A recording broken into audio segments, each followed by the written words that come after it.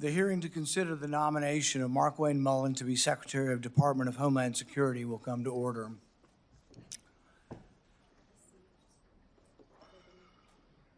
And I'm assuming we'll commence when he arrives.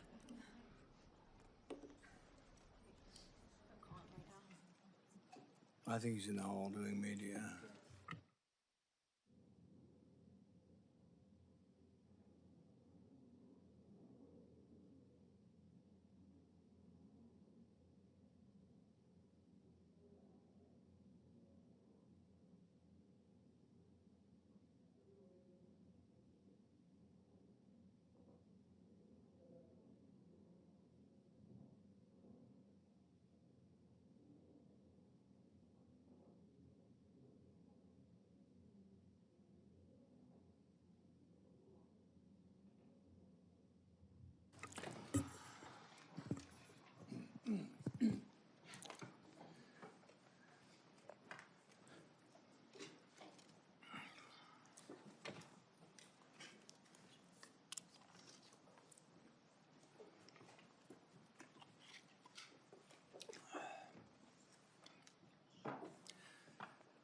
Good morning, everyone.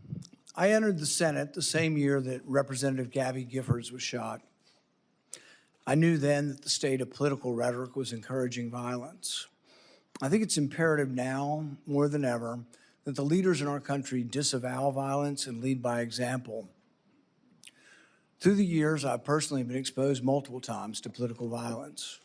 I was in the right field batting cage when the crazed shooter unleashed nearly 200 shots at our congressional baseball practice. I'll never forget Steve Scalise valiantly trying to drag his body away as the gunman continued.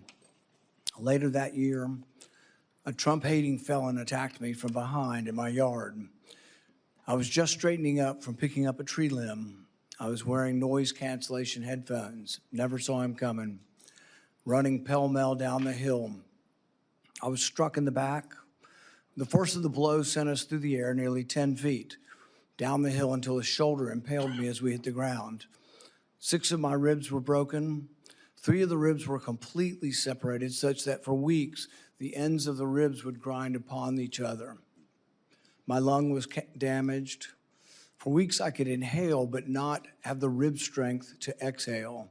I developed 2 pneumonias. The pain was such that I could only sit up in bed by tying a rope to the foot of the bed and pulling myself up. But even then, the pain was that of 1,000 knives. Over the year of recovery, I began to cough up blood. I underwent removal of part of my lung. Complications led to an infection in the space between my lung and chest wall. I spent a week in the hospital having the infection lavaged every 6 hours through a chest tube. Recently, Senator Mullin, if you have time to listen, you were confronted by constituents that were angry because you voted against my amendment to stop all funding for refugee welfare programs. Instead of explaining your vote to continue these welfare programs for refugees, you decided to transfer the blame. You told the media that I was a freaking snake and that you completely understood why I had been assaulted. I was shocked that you would justify and celebrate this violent assault that caused me so much pain and my family so much pain. I just wonder if someone who applauds violence against their political opponents is the right person to lead an agency that has struggled to accept limits to the proper use of force. Being confronted by your constituents. But Senator Mullin, your constituents are justifiably upset with you. By now, most of America knows that the Somali welfare fraud in Minnesota stole over $9 billion. But instead of defending your vote, you took to continue the vote to continue these refugee welfare programs. You chose to lash out at me. You went on to brag that you'd already told me to my face that you completely understood and approved of the assault. Well, that's a lie. You got a chance today. You can either continue to lie or you can correct the record. You have never had the courage to look me in the eye and tell me that the assault was justified. So today you'll have your chance. Today I'll give you that chance to clear the record. Tell it to my face. If that's what you believe, tell it to me today. Tell the world why you believe I deserve to be assaulted from behind, have 6 ribs broken and a damaged lung. Tell me to my face why you think I deserved it. And while you're at it, explain to the American public why they should trust a man with anger issues to set the proper example for ICE and Border Patrol agents. Explain to the American public how a man who has no regrets about brawling in a Senate committee can set a proper example for over 250,000 men and women who work at the Department of Homeland Security. Senator Peters, you're recognized for your opening comment. Well, thank you, Chairman Paul. Thank you, Senator Mullin, for being here today. Congratulations on your nomination. And I certainly appreciate your willingness to meet with me as well as my staff as we consider your nomination to serve as Secretary of the Department of Homeland Security. I'd also like to welcome your family who is joining us today and to thank all of them for their commitment to public service. We do it as a family, as you know. The Department of Homeland Security is a complicated organization with challenging operational dynamics. As everyone is well aware, many components within DHS are currently operating without funding. But let's be clear, Democrats are committed to funding TSA, FEMA, the Cybersecurity and Infrastructure Security Agency, and the Coast Guard while we negotiate much-needed ICE reforms. We tried to pass those bills by unanimous consent multiple times over the past 2 weeks. Unfortunately, Republicans have blocked those bills each and every time. Yesterday, the White House sent a letter laying out their latest offer, but the devil is always in the details. Administrative action is not enough. We need to pass real reforms into law. If Republicans really do agree with us that TSA and other personnel need to be paid, then they should join us and pass the bills to pay them today. We can do that while we continue to negotiate needed ICE reforms. But let me be clear, these are very straightforward reforms that we're asking for. We just want ICE to follow the same rules that our local police and our local communities follow every day. But DHS has faced management challenges since the start of the Trump administration, and over the past year, many of those challenges have unfortunately only increased. As soon as President Trump was sworn in, he made deep cuts to counterterrorism offices and programs, forced out or reassigned key personnel, and redirected the focus of limited remaining counterterrorism resources away from the serious threats that we face and towards targeting the president's perceived political enemies. The administration has also gutted our nation's main cybersecurity agency, once again forcing out or reassigning highly talented personnel, slashing budgets, and limiting the agency's work to help private companies address significant cyber attacks and protect Americans from criminal hackers and support secure elections. The administration has also taken an axe to FEMA, cutting staff and freezing or delaying critical grant funding for everything from emergency food and shelter after a disaster to flood mitigation programs and security grants to nonprofits, including houses of worship. All these cuts and reassignments have been made at the expense of vital missions, including the core terrorism prevention and response mission the department was created to address. In doing so, the Trump administration has broken trust between law enforcement and the communities they are intended to protect, a break that will have a generational impact on public safety and security. And now, after President Trump's reckless war of choice against Iran, the threats to our nation have never been higher. In my home state of Michigan, just last week, we saw both a major medical device manufacturer get hacked by an Iranian-backed group and a horrific violent attack on Temple Israel, a Metro Detroit area synagogue. President Trump's unilateral and unchecked executive actions have put Americans at risk, and we need a steady, qualified leader at the Department of Homeland Security to address these serious threats. How the Homeland Security Secretary responds to a crisis sends signals to everyone, from the department's own personnel to the American people and to the entire world. It's not the role of the Secretary to be a cable news commentator in the wake of a crisis.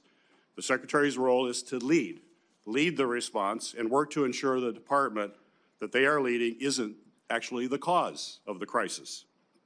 A Secretary who jumps to conclusions without the facts, as we saw in the case of Renee Good and Alex Preddy's killings, only worsens the situation and actually makes us less safe. This is a role where temperament matters, where judgment matters, and where experience matters. We have seen under Secretary Noem's leadership how shortcomings in these traits can compound the challenges that already come with leading a large and complex department.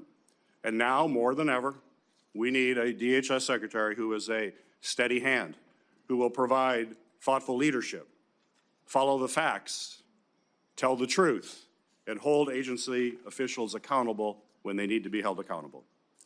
We need a DHS Secretary who is committed to the rule of law and who will protect and cooperate with independent oversight, whether that's from the Inspector General or from members of Congress.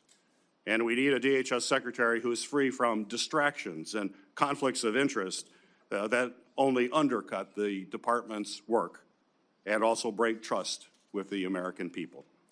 Senator Mullin, I appreciate you being here today to answer our questions about these concerns and your experience and qualifications for the job. And while I'm interested in hearing more about your vision for leading the department, I do have reservations about your readiness to take on such a significant role at such a critical time. I hope you will provide us with the substantive answers today and a candid recognition of where this administration has fallen short on safeguarding our homeland security as you seek to lead the department as our nation faces ongoing security threats and war with Iran. Senator Mullin is to be introduced today by Senator Lankford. Senator Lankford, you are recognized for your introduction of our witness. Paul, thank you. Markwayne, I'm proud that you're here. I get the honor of getting a chance to be able to recognize and introduce my friend, Markwayne Mullin, my fellow senator from the state of Oklahoma, and somebody that I've seen work incredibly hard to be ready for every single task you've ever taken on, and to be able to not only do it, but do it well. There are a lot of folks that think they know you. I actually get to know you, and have had the opportunity to be able to serve beside you for now over a decade, and have seen your tenacity and your work effort.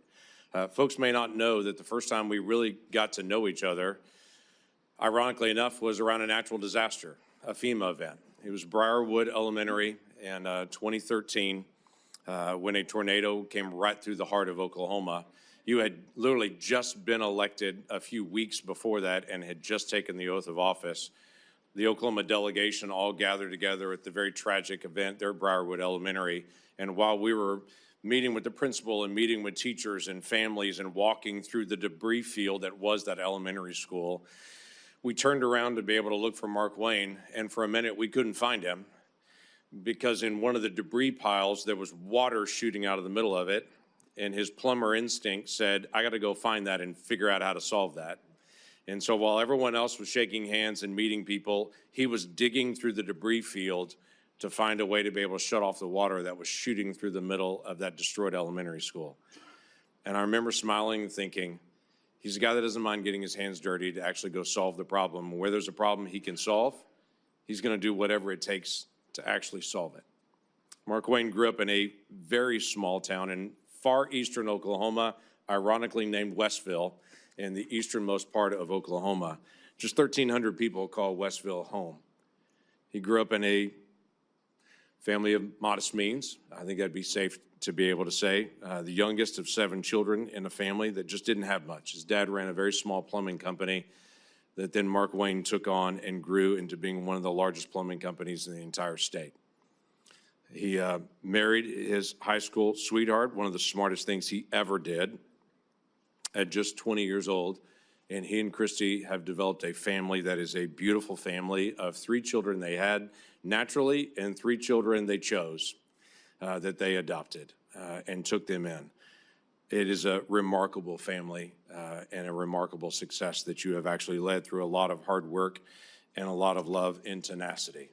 He is a person of faith that is not afraid to be able to talk about his faith in Jesus Christ, but he's also a person who has deep respect for all people. Markwayne has served in Congress for 14 years, 11 years in the House of Representatives, 3 here in the Senate. He's passed legislation that he will now be charged with actually implementing it in the order that was actually passed. He served on the Appropriations Committee here. He's served on Armed Services. He's served on the Help Committee here, and he's done an incredible job in the work that he's done with Indian Affairs. He is somebody who has the rare gift of bringing people together on both sides of the aisle. And the one thing I would say to every single person on this dais, regardless if you're a Republican or Democrat, if you want to sit down and talk about an issue, he's glad to be able to talk about it and to be able to work it out, and has very good relationships in the House and in the Senate. And he is not afraid to ask questions when he doesn't know the answer and to be able to research things. He and I have often talked about being up late, both of us, working on researching through an issue to try to be able to learn more about it, because the crazy thing about being in Congress is you don't know everything. You got to do the work. And Markwayne is not afraid to do the work. Over the past year and a few months, we've seen incredible progress on our southern border. Our southern border 18 months ago, I think we forget what it looked like.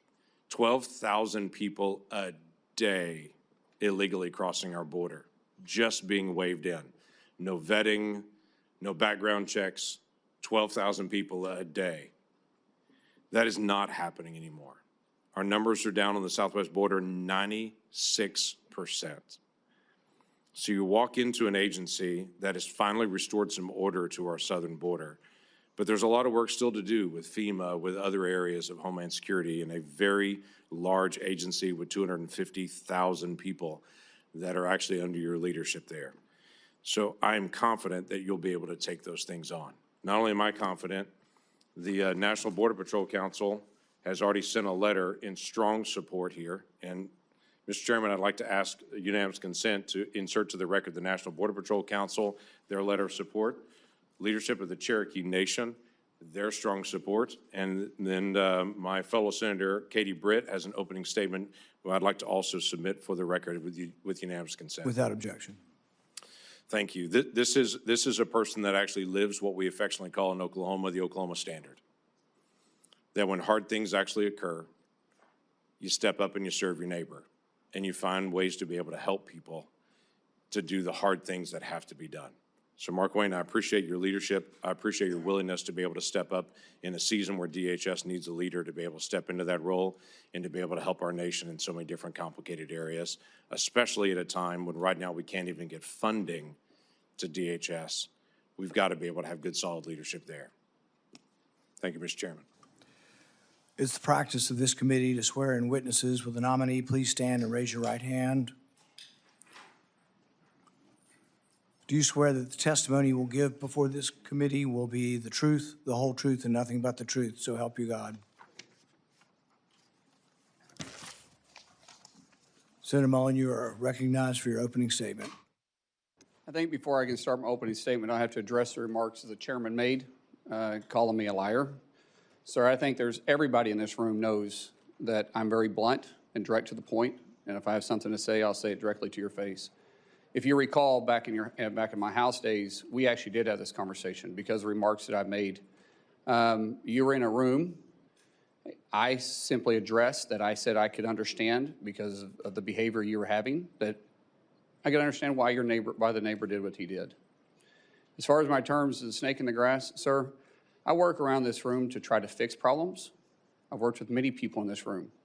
Seems like you fight Republicans more than you work with us. I did address those remarks. I did explain your gimmicks by the amendment you put forth. And as far as me saying that I invoke violence, I don't. I don't think anybody should be hit by surprise. I don't like that. But if I do have something to say, everybody in this room knows I'll come straight to you. I'll say it publicly and I'll say it privately, but I'll never say it behind your back. So for you to say I'm a liar, sir, that's not accurate. And I got proof to say that because you have spent millions of dollars in my campaigns against me because we just don't get along. However, sir, that doesn't keep me at all from doing my job. I can have different opinions with everybody in this room, but as Secretary of Homeland, I'll be protecting everybody, including Kentucky, as much as I will my own backyard in Oklahoma. It's bigger than the partisan bickering that we have. It's bigger than the political differences we have. The truth is, I have a job to do, and I don't like to fail at anything, at all. So I can set it aside if you're willing to set it aside. Let me earn your respect. Let me earn the job. I won't fail you. I won't back down from a challenge, and I'll also admit when I'm wrong. I'm not perfect. I don't claim to be perfect. I make mistakes just like anybody else. But mistakes, if you own them, you can learn from them and you can move ahead. And I'll make that commitment to you.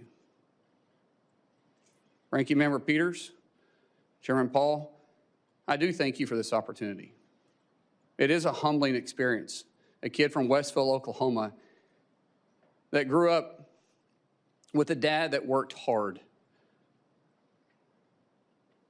He set the work example for all of us.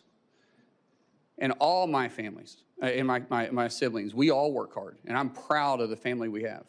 But to say that a kid with a bad speech impediment would one day sit up here in front of you and be nominated to be the Secretary of Homeland, it was humbling enough to be selected by Oklahoma to be their U.S. representative when I didn't even know how to tie a tie. And 10 years later, to be able to be called a United States Senator and serve with all you guys. And I respect every one of you guys. I do. Regardless if I have an opinion about you or not, you were elected by your state, and I respect that. I may disagree with you, but I respect it because we all make decisions based on two things: the way you're raised, which never changes, and our life experiences, which constantly change. For me, to be able to have the love of my life behind me, somebody I literally fell in love with in 3rd grade,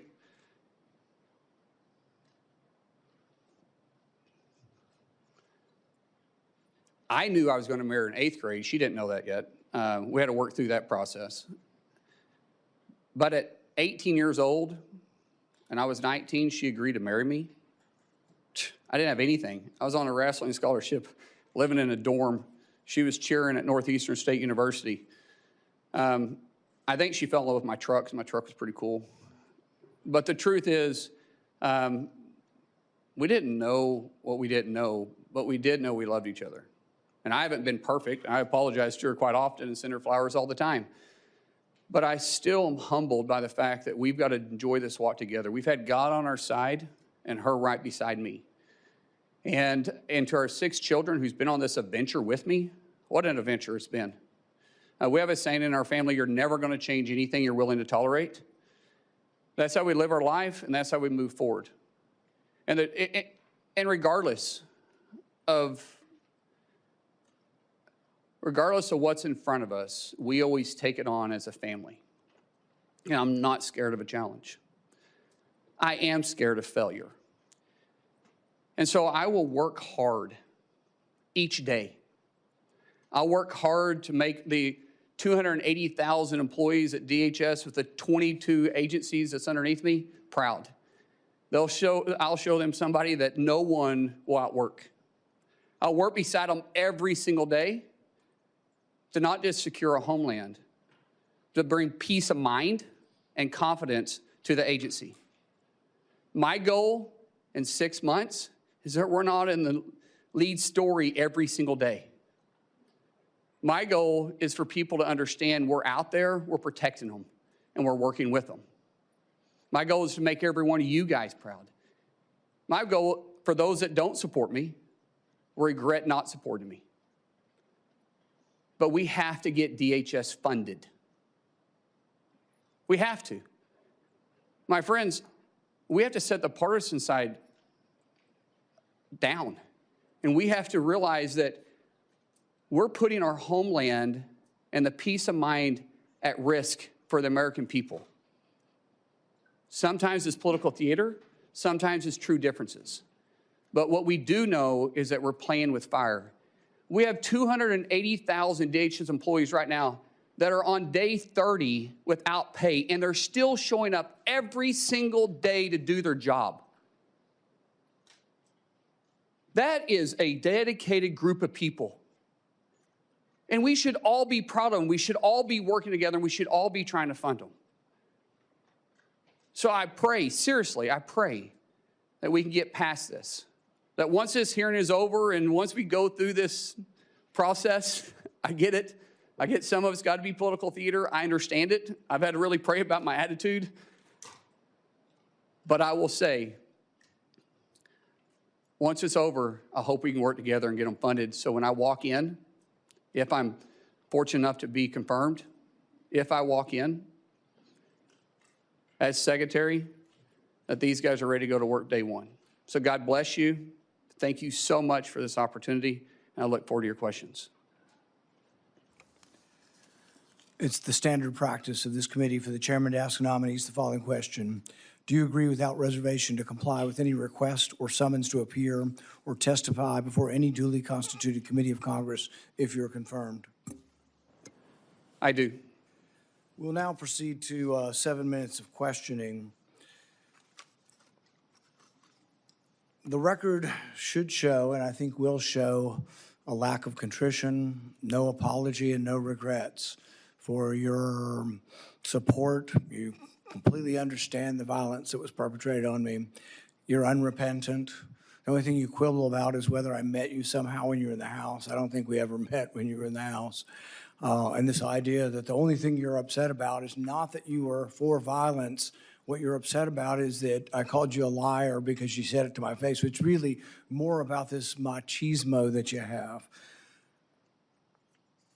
When in Oklahoma, the media asked you about the refugee welfare programs, the programs you voted to continue funding, it was this whole idea that you were going to transfer it because you were uncomfortable, your anger, low impulse control, causes you to then go after and decide that you're going to go after me as well.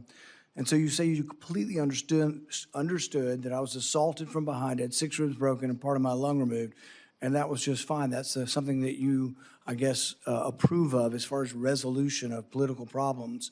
When I talked to you privately on the phone, there was no apology. You just said, well, we can let our political difference, go by. And you said a few minutes ago, we can just set it aside. Well, political differences we can, but when you say that you agree with a felon, a Trump-hating felon who attacked me, somehow you think I'm just going to set that aside? Oh, it's no big deal. I lay in pain for 2 months, had 6 ribs broken, 3 of them separated, grinding upon bone for months, had part of my lung removed, and you think that's great and to be extolled.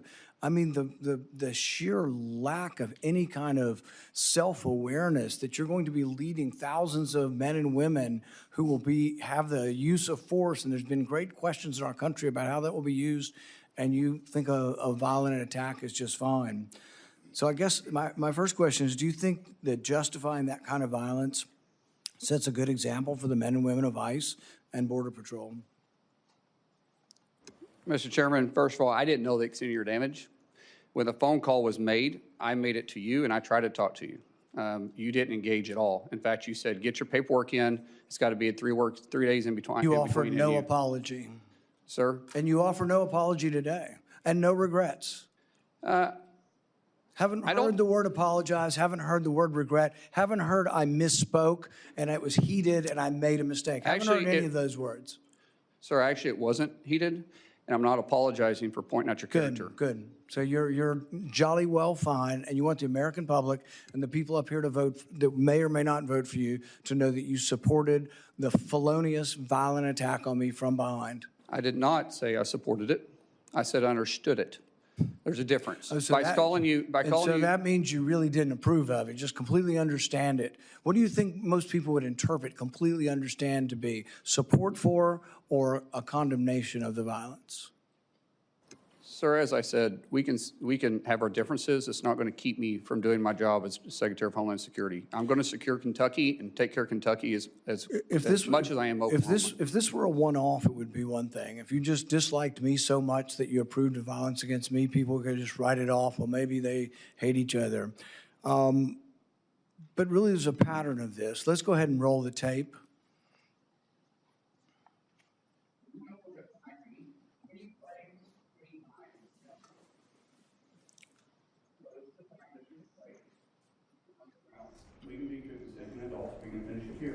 Okay, that's fine. Perfect. You want to do it now? I'd love to do it right now. Well, stand your butt up then. You stand your butt. Oh, hold it. Oh, stop it. Is that your solution? Oh, no, sit down. Sit down. You're a United States Senator. Sit down. Active. Oh, okay, sit down, please. All right. Can I respond? Hold it. If he got up too, would you have gone at it right there in the hearing room? I would have probably jumped over the dais at that point. You have to be called out on it. It's not this guy continues to get away with this stuff. And it's just, it's silly, it's stupid, but every now and then you get punched in the face. Well, go back to the 1800s and 1700s, they used to have canings. And duels, and they used to have And duels. duels. Yeah. Right. And there's a way that men used to settle their differences. I ignored him 4 times prior to that. And people say, yes, you're supposed to ignore it. Well, you know, I'm not a very good Christian. I try to be a good Christian. And I know people say you're supposed to turn the other cheek. I prefer the David method. But we need to move from an almost. By the way, I'm not afraid of Biden. I will Biden. Fighting? Oh, Well, I'm like, yeah. I'm in a fight. I'm going to fight. I'll do anything. I'm not about it. And I don't care where I fight. It's just. In hindsight, any regrets? No, I really don't. So no regrets. In fact, even after your anger had cooled, you were still bragging that if he'd only been brave enough to stand up, you'd have jumped over the dais and taught him a lesson, because that's how men should settle their differences. Do you think fighting as a resolution for political differences is a good example for the men and women of ICE and Border Patrol? As you can notice over my shoulder here is my good friend Sean O'Brien. Both of us have had conversations. Both of us have shaken hands. And both of us agreed we could have done things different. Sean is someone that has become a close friend. We talk all the time. I've been on his podcast. We've talked through this. That's how you handle your differences. Not like this, Chairman. I'm glad you guys are friends now and that you've reconciled. But really, it doesn't get to the real point whether or not you think violence is the way we settle things. In the days after the fight, you said, and I quote, "Sometimes people just need to be punched in the face." Is that still your opinion, that political disputes can sometimes and often only be resolved by violence? No, I don't always agree with that. I don't believe in political violence. I've made that very clear. But sometimes people do need, theoretically speaking, sir, I get it. It's about character assassination for you. That's the way this game is played. I understand it.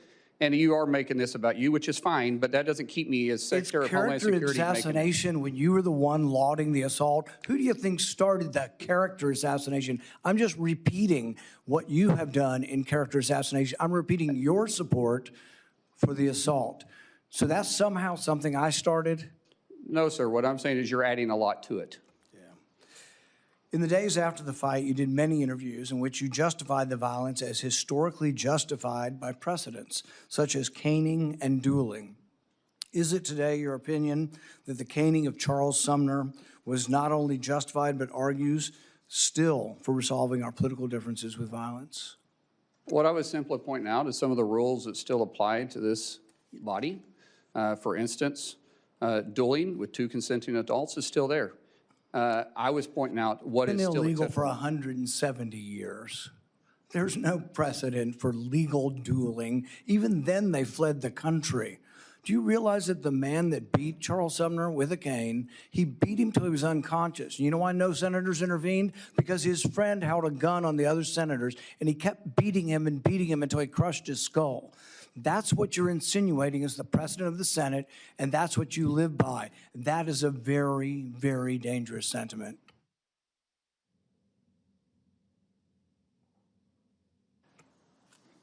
After a half a dozen victory lap interviews where you pointed out that the union guy was just lucky that fear kept him from standing up, Dana Bash asked you if you have any regrets about bringing violence to a Senate committee, and you replied that you have no regrets. Today you've said you have no regrets about being happy, being completely understanding why I was attacked from behind. You had no regrets about, instigating a brawl in a Senate committee hearing. Are those still your opinions? Mr. Chairman, you're going to have your opinion. I'm going to have mine. As Secretary of Homeland Security, I'm going to bring peace of mind and security to this country, and I'm going to stay laser focused on that. Senator Peters. Senator Mullin, you have made several public statements suggesting that you were involved in special security forces or combat operations overseas. In 2023, you said in a Senate Republican Conference podcast, and I'll quote, "There's another side of my bio that I don't ever talk about, nor will I. I had to go do something overseas." On March 2nd of this year, you told Fox News interview, quote, "War is ugly. It smells bad. If anybody has ever been there and been able to smell the war that's happening around you and taste it, and feel it in your nostrils and hear it. It's something you will never forget. On March 3rd, in a podcast interview, you stated, quote, "I did special assignments outside of DOD, now DOW. I never wore the uniform or the flag on my shoulder, but I might have been in the same area." Your statements in public interviews and your responses to the committee are, quite frankly, are confusing and they are inconsistent. And I'd like you to clear this up. You're under oath. We can clear it all up right now. And first, I'd like to ask unanimous consent to enter into the record my letter to you on March 11th and your addendum to the committee of March 12th regarding any overseas special assignments. Without objection. So my question for you, sir, is before your time in Congress, other than on vacations with your family, have you ever traveled to a foreign country? No. You've never traveled to a foreign country? Outside of vacation or mission work? No. Okay. Have you, your FBI report does show some travel. I think it was to Georgia and Azerbaijan. You marked that that was not for tourists. Are you referring to August of 2021 when we went to go get the Americans out of Afghanistan? I'm just That's saying. what that travel was for, which Okay. we did So clarify that. you have traveled. So you've traveled to Azerbaijan and Georgia. That was in your FBI report, although you just said you've never traveled. Sir, I thought you were referring to a different time, but in 2021, it was well documented. In fact, Okay. it was all over the news, and I actually did say that, and we put that down on the report. But that was us, which was all over the news, trying to go with a extremely experienced team. I've got other questions, thank Yeah. you. But, so you have traveled overseas, despite your previous comment. Were you ever, excuse me, ever an employee, volunteer, or otherwise involved with the Department of Defense, the State Department, or other U.S. agency or contractor for any of those departments? No, and Senator, I think there's a misunderstanding here that I could clear up if you want me to clear up for you. Please? Okay, so, which this is official trip, and it is classified. But in 2015, I was asked to train with a very small contingency and go to a certain area, which was scheduled for 2016. During that time, I was asked to go through, had to meet certain training qualifications, had to go through SEER training. The training and stuff was kind of fun. The SEER training was absolutely awful. And I have spoken general about my experiences, but I've never spoke specifically on details, on dates, or on the mission. And that was official, and there was nothing in the report to the committee. Actually, it said you do not have to claim any official trips. And like I said, that was an official trip that is classified. This is an official trip while you were a member of Congress? Yes. 2015, 2016, I was a member of Congress. Some of it may be public, but it would be very small. Most of it, because of my recollection, which we're going back 10 years, I think there was only 4 people read in on it. So where was that trip? I just said it's classified, sir. It's classified. So the letter that we sent to you said that we need to have information of any of these activities. It said not official trips. Your paperwork was very clear, excluding any official trips. This was an official trip as a member. Well, we have more questions we're going to have to ask. When in the FBI report, I asked, is there anything in that report that is classified, that you were involved in any kind of classified operation at all? And there's none. So It was the FBI also report- excluding, it also said excluding official duties. It says that. And you guys had the paperwork in front of you, and it always says excluding official duties. We had this committee come to us and ask the same questions. We talked about doing mission work. We talked about doing mentorship. But they said official duties that was in your official capacity does not have to be talked about.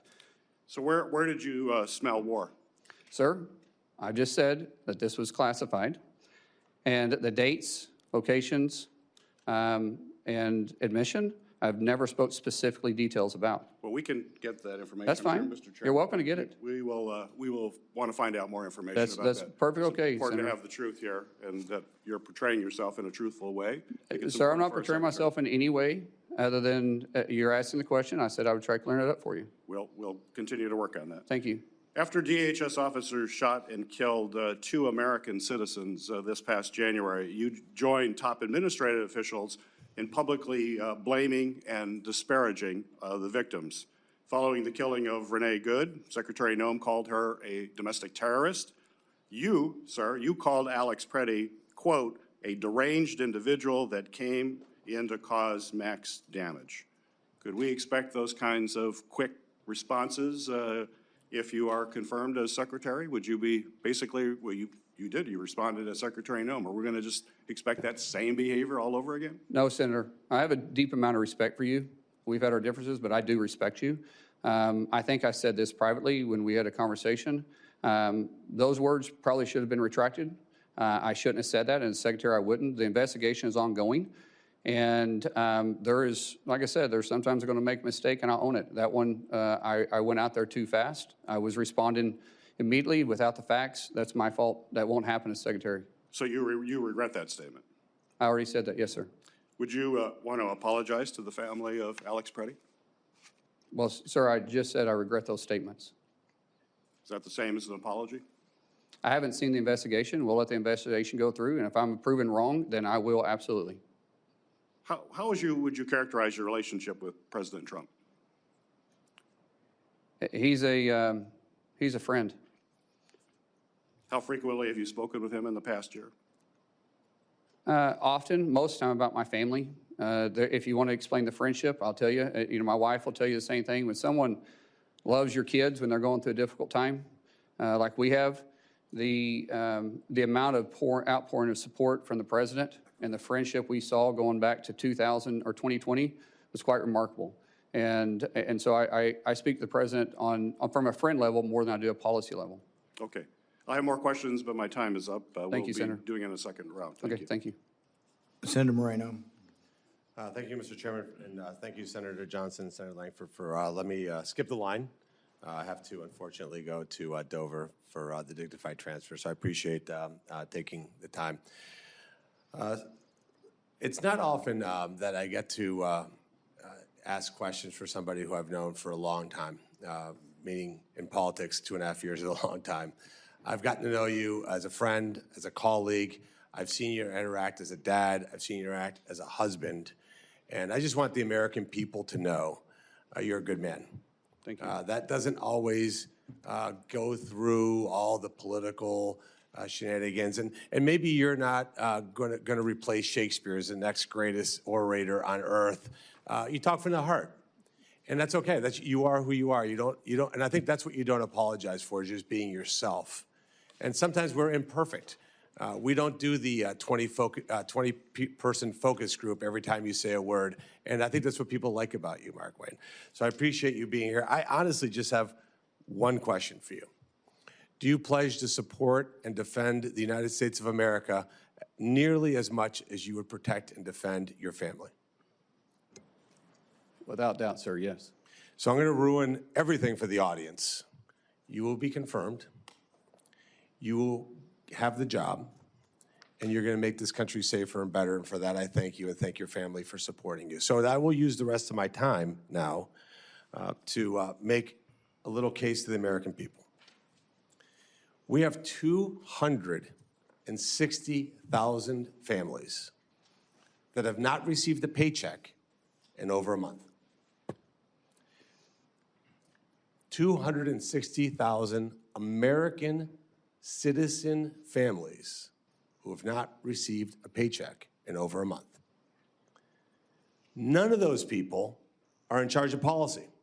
There's not one of those families that makes policy decisions for the most part. That's on the people here. There isn't a single human being on this dais that has missed a paycheck. Every single one of us has gotten a paycheck the last 30 days and before that. And yet we sit here and we do political theater. And I said to my colleague, Senator Britt, the other day, that in my 14 months here, I only felt ashamed of this chamber once, and that was last Thursday. When you saw the ultimate political theater, colleagues going, let's fund TSA. How about the Coast Guard? Oh, that's a different person that's going to talk about that. How about FEMA? It's a different person that's going to talk about that. You can't have it both ways, by the way. You can't have Democrats saying, I can't believe the Trump administration is cutting government employee numbers. By the way, over 300,000, we haven't missed a beat. And yet at the same time, not pay people who are actually showing up for it. That seems decently incongruous. We can't say President Trump isn't defending the homeland. Well, he is absolutely doing that every single day, and yet we're allowing these agencies to not be funded. And I have tried really hard to learn how this place works. This is all very new to me. And I remember many, many Democrats saying to me, we have the constitutional duty to fund agencies through appropriations. And then we have a separate piece where we argue policy differences, but we should never marry both together. Because when you marry both together, you don't hurt us. You don't hurt the people here in DC. You hurt the men and women who are going to work every day to defend this country. And that's a disgrace. I actually don't know how you would sleep at night knowing that you're hurting families like that. People can't make their rent payments, can't make their mortgage payments. Their cars are being repossessed. They're having to tell their kids they can't send them to dance recitals because they did everything right in life except got a job with the Department of Homeland Security so that a politician can make a 30-second video online and then use it to fundraise for the next election. That's disgusting. So let me just say this. What are we not talking about? You know, the ranking member said, oh, look, we said we'd fund. He's not paying attention right now, which is fine. We said we're going to fund FEMA. When you guys are done talking, I'll continue if you like.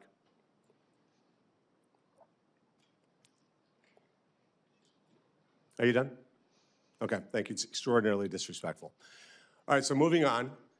You said you're going to fund all these agencies. Here's ones that you haven't funded.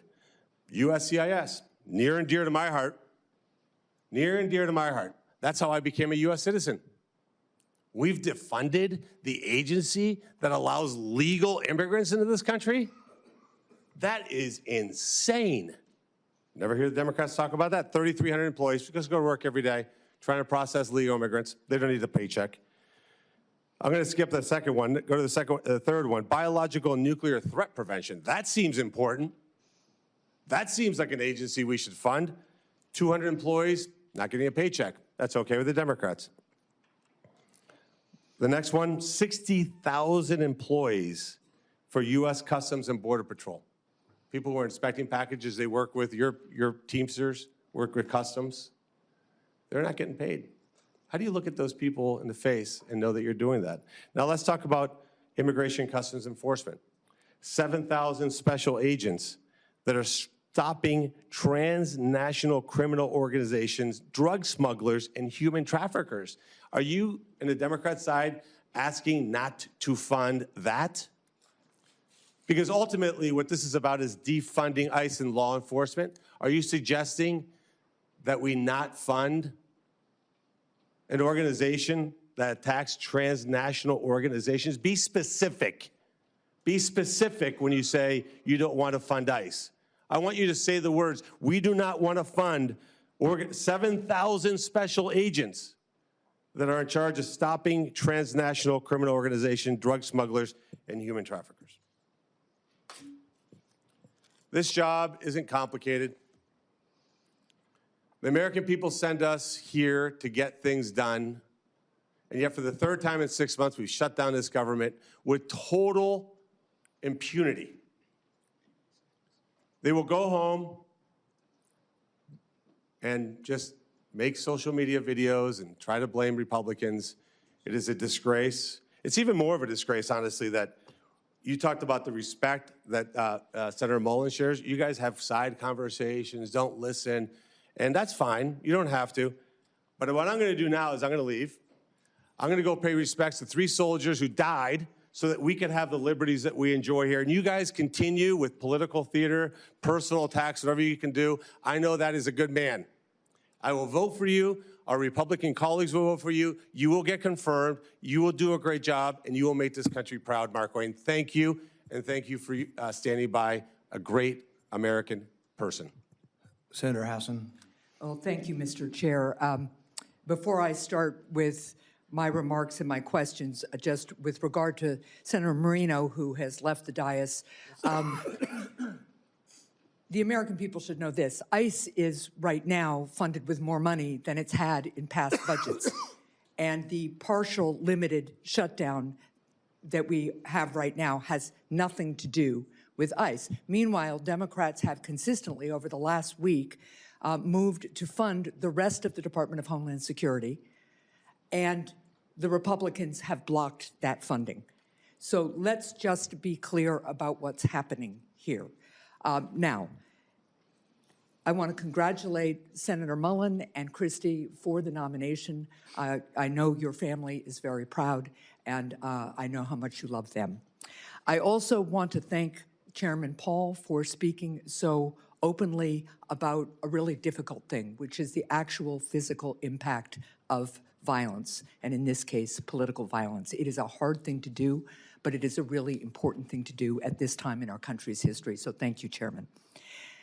The Department of Homeland Security was created in the wake of the September 11th terrorist attacks with a clear mission: to keep our country safe, secure, and free. The department's work includes counterterrorism operations, disaster recovery, physical and cyber protection of critical infrastructure, and immigration enforcement. The stakes for the success of the Department of Homeland Security could not be higher. And that's also why Granite Staters and Americans of all stripes have been deeply concerned about what they've seen from the Department of Homeland Security under this administration.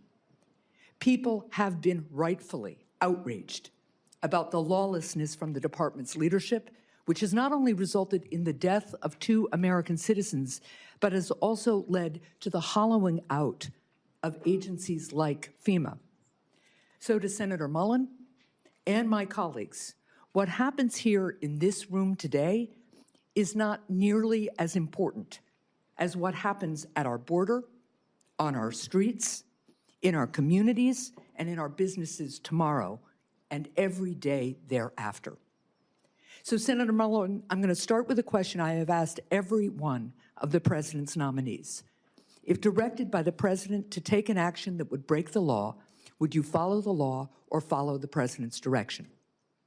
Senator, thank you for the questions and thank you for the concerns. First of all, I've enjoyed working with you on several different issues. We've had very blunt conversations. To answer your question, the President would never ask me to do that. Well, certainly everyday Americans who have served on juries would disagree with you about that.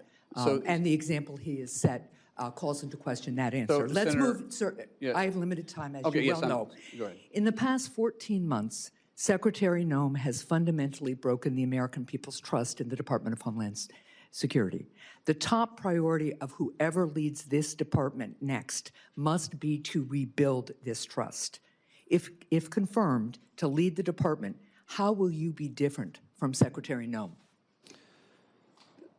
Senator, I think I've said this in a private conversation too. I love Senator Noem's family, and I consider them friends. But everybody has different leadership styles. And throughout my businesses, when I would have to transfer one manager to the next or one executive to another area, and you bring in a different one, they all have different management styles. My management style is empowering people. And as I said in my opening statement, I want to protect the homeland. I want to bring peace of mind, and I want to bring confidence back to the agency. I'm not going to be the smartest guy in any room I walk into, but I know how to get talent, and I know how to bring those people together. Let me interrupt you again. I'm sorry, sir, because our time is limited. But let's be really clear. What Secretary Noem did was give the green light to lawless behavior. Are you going to give the green light to lawless behavior? I will operate within the parameters and the policies and the laws that you guys set for me. And the Constitution of the United States. Of course, the Constitution of the Fourth Amendment, among other things. Of course, the Constitution of the United States. I'll swear to uphold that when I get sworn in. But be very clear, I don't get to choose the laws that I enforce. You guys pass the laws. I enforce those laws. Right. And the reason why we haven't had... shooting a protester who was exercising his First Amendment speech and carrying a lawfully licensed gun is not a lawful behavior. Now, let's move on to another issue. Granite Staters pushed back hard against ICE's plan to build a detention center in Merrimack, New Hampshire. And despite poor communication from the department, eventually Secretary Noem canceled the plans for this facility. Senator, will you ensure that the Merrimack plan remains off the table, or will you consider restarting it? Ma'am, I haven't seen the facts behind it. As I stated when we spoke in your office, I will work with you on this. We want to be good partners in your state and in your community. I don't know the strategic purpose of it. I don't know what has happened, so it's hard for me to state something that I haven't got briefed on. But I have made this very clear to you in private and here too. I will work with the community leaders and make sure that we're delivering for the American people what the president set out. I appreciate that. In follow-up conversations with my office, ICE refused to comment on opening new facilities elsewhere in New Hampshire. They've said they won't do it in Merrimack, New Hampshire. But will you commit to me that ICE will not open any new facilities in New Hampshire or elsewhere in the country without the support of the local community? Ma'am, I will work with the local community and I'll work with you in your office. I won't be able to speak to that until I understand the risk and the reason behind delivering the mission that's set in front of us. We got to protect the homeland, and we're going to do that. But obviously, we want to work with community leaders. We want to be good partners, and we're going to work in your state as hard to make sure we build relationships and work in that manner. Well, look, I will be here for a second round of questions because I have a lot more. But let me just point this out. Americans want to secure their country. I agree. We all love this country. We all know we need to be safe, secure, and we all want to be free together. The people of New Hampshire will take into consideration a request by ICE and the federal government to do its part. But transparency and local control and respect of local people throughout New Hampshire and throughout the country is an essential piece of our democracy. And what I've been hearing from ICE and from other DHS folks is, well, the pushback's too hard. You either can make the case for these facilities and explain how you're going to support the local community and deal with the fact that they'll lose property tax dollars, for instance, or if you can't make the case, it shouldn't be built. So I really would encourage the department and all of us to remember that this is a government of by and for the people, and if you can't make the case to the people, you shouldn't be doing it. Thank you.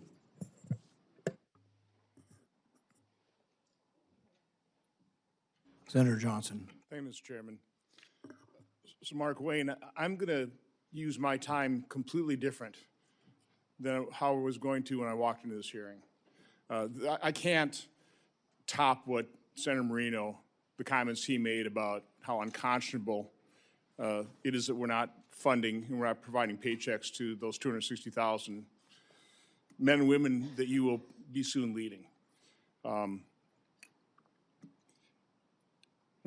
Other than working with no labels, we don't serve on the same committees, have never gone on Codell together, and that's oftentimes how you get to know our colleagues. So I don't know you as well as some of the other people on the dais here. Certainly within conference, we've seen each other interact. We share a couple things in common. I think we're both pretty passionate about our love for this country, about trying to fix the enormous messes left behind by President Biden, Democrats. We wear emotions on our sleeves. But I will say that I've been here 15 years. I've been through a lot of confirmation hearings. I've listened to a lot of nominees. I've heard a lot of introductions. If one of your first decisions as a nominee was to pick the person to introduce you, you couldn't have done a better job. I mean, the introduction from Senator Langford was probably one of the most genuine and heartfelt I've ever heard. And I will say your opening statement was probably one of the more genuine and heartfelt testimonies I've ever heard, if not the most. I'm looking behind you at the people who have come here to support you, your former colleagues in the House, Chairman Smith, a former Speaker of the House, Senator Britt. But I see Josh Gottheimer there. He's not a Republican member of the House. He's a Democrat. I've seen you interact with him trying to get some permitting reform. Please, briefly, because I want you to tell another story here yet, but just talk a little bit about your relationship with Josh and other members of the House. You know, Josh and I, we may not always agree on every issue, but he's a friend. And our relationship started back in 2017 when he thought I was a staff member running a workout group, because I've been running a bipartisan workout group that started actually with Speaker Kevin McCarthy and Jason Smith 13 years ago. And I still do that to this day. When he came in 17, Joe Kennedy, who is also a friend of mine, he approached him when I was on the House floor and asked him, why is a trainer in the gym on the House voting? And to which Joe Kennedy laughed and said, he's a member from Oklahoma. And after that, we became friends. In fact, our daughters are writing a book together about bipartisanship. But when Josh asked me to join a bipartisan group called No Labels, that's when we really started seeing that there's a lot of common ground that we can work together. Yeah, as I said in my opening statement, that we all make decisions based on how we're raised and our life experiences. And Josh and I was raised different, just like everybody on this dais is raised different than me, and we've had different life experiences. But we all believe in that flag right there behind you. And what I say is, as long as you love that flag as much as I do, and you're willing to die for that flag like I am, we can work together. We can set the differences aside, and we can work together. And Josh represents that too. Just for him being here, you guys know, he's got a primary in New Jersey. He's not a senator, has 6 years. He's up every 2 years, and he's here. That's a friend that says, hey, my political differences are beside, I still like you. I cannot tell you how many members on the Democrat Party, which I love and respect and I understand the politics, have came up to me since this nomination and say, hey, I love you, but I'm running for this office, but I'm running for this office, but I'm up for re-election. I'd be killed in my state. In most cases, I would support you, but.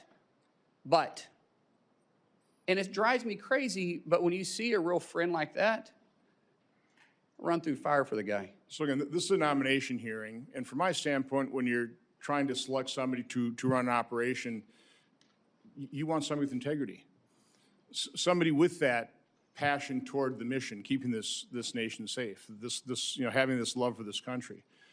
It's also, I think, incredibly important that when you're serving the administration, you have a good relationship with the president. It doesn't work so well. I know you've got a good relationship with the president, and you told me a story, and I want you to repeat that story of your son who was grievously injured and a visit that the President of the United States made to that hospital. I want you to tell the story, because I think it's important that people understand why you are loyal to President Trump. I'd like them to hear a different side of President Trump as well. Yeah. But I think also that'll serve you well as his Secretary of Homeland Security. But just tell that story. Ron, I'm going to try getting through it without crying then.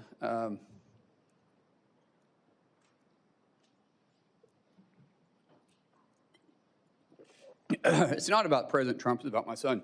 So my son was a really world-class athlete, and January 17th of 2020, which mind you was an election year, he had a really serious brain injury.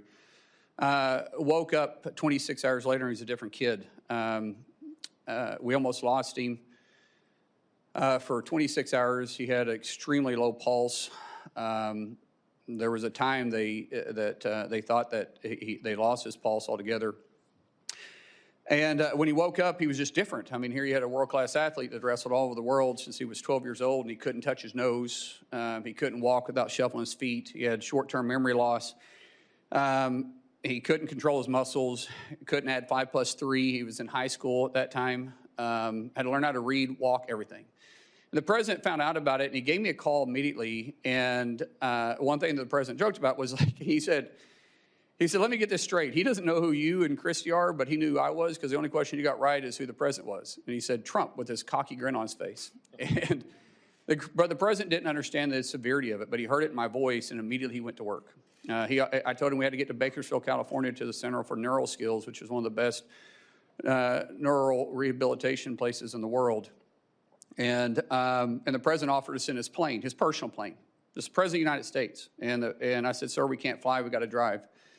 We get there, and he called almost every day for 2 weeks checking on Jim. And then he says, I'm going to come see him. And now this is the middle of the election. This is Bakersfield, California. Really not an area he's got to go campaign. And he took the time to come up there and see Jim. And the senator told us that the short-term memory loss something would trigger it. Some big event would eventually trigger where he'd start retaining stuff. Until then, he was still having issues. And the president arrived, and of course there was cameras and everybody around, and of course none of the media ever talked about it, which was funny because the president called him on stage and talked to him. And then we went to the back, and the president didn't talk to me. He didn't know I was in, I mean, he didn't care if I was in the room. Here's a guy that's been over, and his tie is about as long as my son because my son's, it stunted his growth, and so he's 5'3" the rest of his life. And his team came to him twice and said, sir, we got to go, we got to go. On the third time they came over to him, he looked at him and he says, hey, I guarantee you that plane won't leave without me. And for the next 15 minutes, he did nothing but love on my son.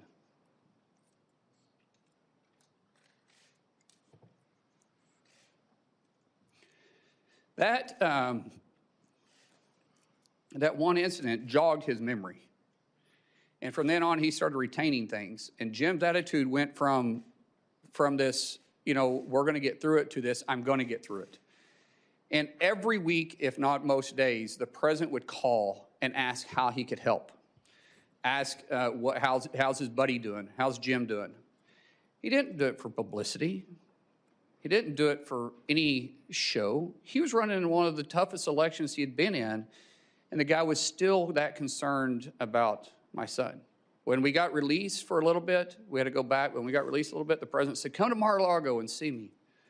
We go down there, and it's amazing. And when we're leaving, dang it, I hate getting emotional. See, if I talk about my kids, I get emotional. Other than that, you can't make me cry. But my kids do make me emotional. That's actually a good thing. Yeah. So anyways, he grabbed my son, and he said, do you know why I love your dad? Do you know why I love your dad? Kristi tells the story better than I do. And he goes, no, sir. He goes, because he loves you. Because of you. Because of you. Man, he didn't do it for any other reason. I mean, here's the President of the United States, and he did it just because he cared. And so when you want to say why he's a friend, yeah, we were acquaintances before that. We've been friends ever since. The American people need to hear that. Thank you. Thank you. Senator Blumenthal. Thanks, Mr. Chairman. Welcome, Senator Mullin. Thank you for being here today, and thank you to your family for your service and theirs. I hope that you will be as emotional about the children who are presently detained at Dilley and other camps in the United States of America, where they have been subjected to conditions that would outrage and have angered many Americans. We're here because of a lawless and reckless agency that has broken into homes without judicial approval, shot United States citizens, detained them without any cause, and sometimes killed them. And I am looking for real substantive reform in that agency, as you and I have discussed when you came to talk to me. A break with the past, with former Secretary Noem and with the White House, Steve Miller and others who have used Kristi Noem in effect as a puppet to implement lawless policy. I welcome that you have stated you regret your statement after the killing of Alex Preddy. You said on Fox News, quote, unfortunately, an individual, a deranged individual that came to cause max damage with a loaded pistol with an extra mag that was completely loaded and shot and killed. And you regret that statement, do you not? I've already said that, sir, yes. And what about what you said about Renee Good after she was shot and killed? You appeared on CNN and you were asked whether you believed the shooting was justified, and you replied, quote, absolutely. Do you regret that statement as well? Senator, it's very clear that an officer had to make a split decision in that case as the car was running towards him and did strike him. At that point, that car becomes a lethal weapon. And an officer that there was another officer obviously giving her verbal commands. So are you and saying, and I vehicle. apologize for interrupting you, but Yes. you're saying you do not regret that statement? I'm saying that the investigation is going on, but what we've seen... There is no publicly- investigation, Senator. In fact, My that was my understanding- next question to you. Senator, Don't you think there should be an investigation? My understanding is that there is. I will find out if I'm able to get confirmed. But those are two different incidences. The Department of Homeland Security and the Trump administration has blocked state and local investigation of the killing of Renee Good. And I hope that you will permit that investigation to go forward. Senator, state and local investigation doesn't investigate federal. FBI does that through DOJ.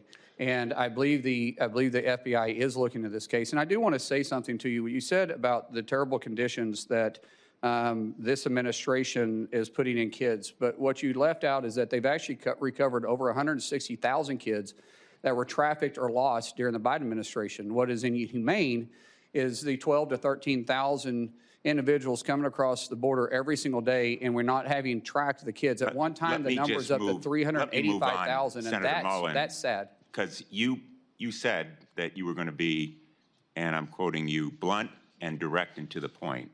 So I regret that you don't retract that statement about Renee Good. But I want to ask you about a statement that was made regarding the Preddy killing by Steve Miller in the White House. He said, quote, that Preddy was a domestic terrorist who, quote, tried to assassinate federal law enforcement. Don't you think it was irresponsible and reckless for Stephen Miller to post that claim on X without any evidence, just as you have retracted your statement? Senator, I believe that question is better asked to Stephen Miller, not myself. I can't speak for him. Well, Stephen Miller also said, again on Fox News, quote, under President Trump's leadership, we are looking to set a goal of a minimum of 3,000 arrests for ICE every day. If you're confirmed, are you going to be directing ICE to arrest 3,000 people a day? Sir, once again, can't speak for for Stephen Miller, but I can say the President has tapped me to be the Secretary of Homeland, and I will lead that department, and I'll lead it. So will you continue that arrest quota of 3,000 people a day? No quota has been set for me, sir. Well, in effect, it's a quota if the White House directs the DHS Secretary The to President of the United 3,000 States sets people a the day. policies, and I'll be working with the President. If you have a question for Stephen Miller, please Well, I ask really him. regret that you are going to stick to those same policies and practices and condone the statements of the White House that are so demeaning to someone who was a victim of lawlessness and recklessness by an ICE officer. Senator, I didn't say that. Well, let me ask you putting words in my then mouth. a different question. ICE has been breaking into people's homes without any judicial warrant. The sanctity of our homes is absolutely critical. I think you'd agree with that point. And it is the law that a judicial warrant is required to forcibly enter someone's home. Kristi Noem acknowledged in her testimony in response to my questions that at least 28 break-ins have occurred. My ranking member leadership on the subcommittee for permanent investigation has produced a report that shows probably many more such break-ins have occurred. The result of a memo last May from the acting director, Todd Lyons, and it's behind me now, that instructed ICE agents to break into homes. I understand that during your staff interview last week, you said that there would be no more such break-ins to people's homes without a judicial warrant. If confirmed, will you commit to me and the chair and ranking member of this committee and the American people that ICE will no longer instruct agents to break into people's homes without a judicial warrant? Sir, you're using the word break into people's houses very loosely. However, I have made it very clear to the staff, and I think when you and I spoke, that judicial warrants will be used to go into houses, into place of businesses, unless we're pursuing someone that enters in that place. I have not mixed words with that, and I haven't changed my opinion about that. A whistleblower testified to our hearing that, in fact, ICE agents have been instructed as part of their training to forcibly enter. I know you don't like the word break-in, but forcibly enter is breaking into somebody's home, bashing down the door, terrorizing children, instructed them to adopt this policy. Will you commit that no longer will ICE agents or CBP agents be instructed to forcibly enter people's homes without a judicial warrant? Sir, I've already answered this question for you. I said we will not enter a home or a place of business without a judicial warrant unless we're pursuing the individual that runs into a place of business or a resident or a house. Senator Langford. Thank you. Thank you. Markwayne, right now, is FEMA currently funded? No, sir. Is CISA currently funded dealing with cybersecurity? No, sir. How about TSA? No, sir. Secret Service? No, sir. Coast Guard? No, sir. Customs and Border Protection? No, sir. The Weapons of Mass Destruction Office? No, sir. Customs professionals? No, sir. This is something we got to get resolved.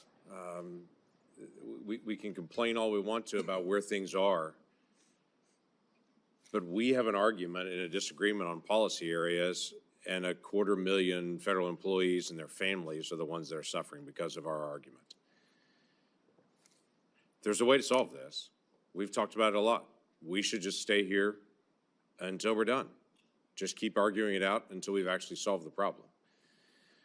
But instead, we broke last weekend. Everybody flew home right past the TSA agents that are not getting paid while we flew home. Why didn't we stay? To be able to try to get things resolved.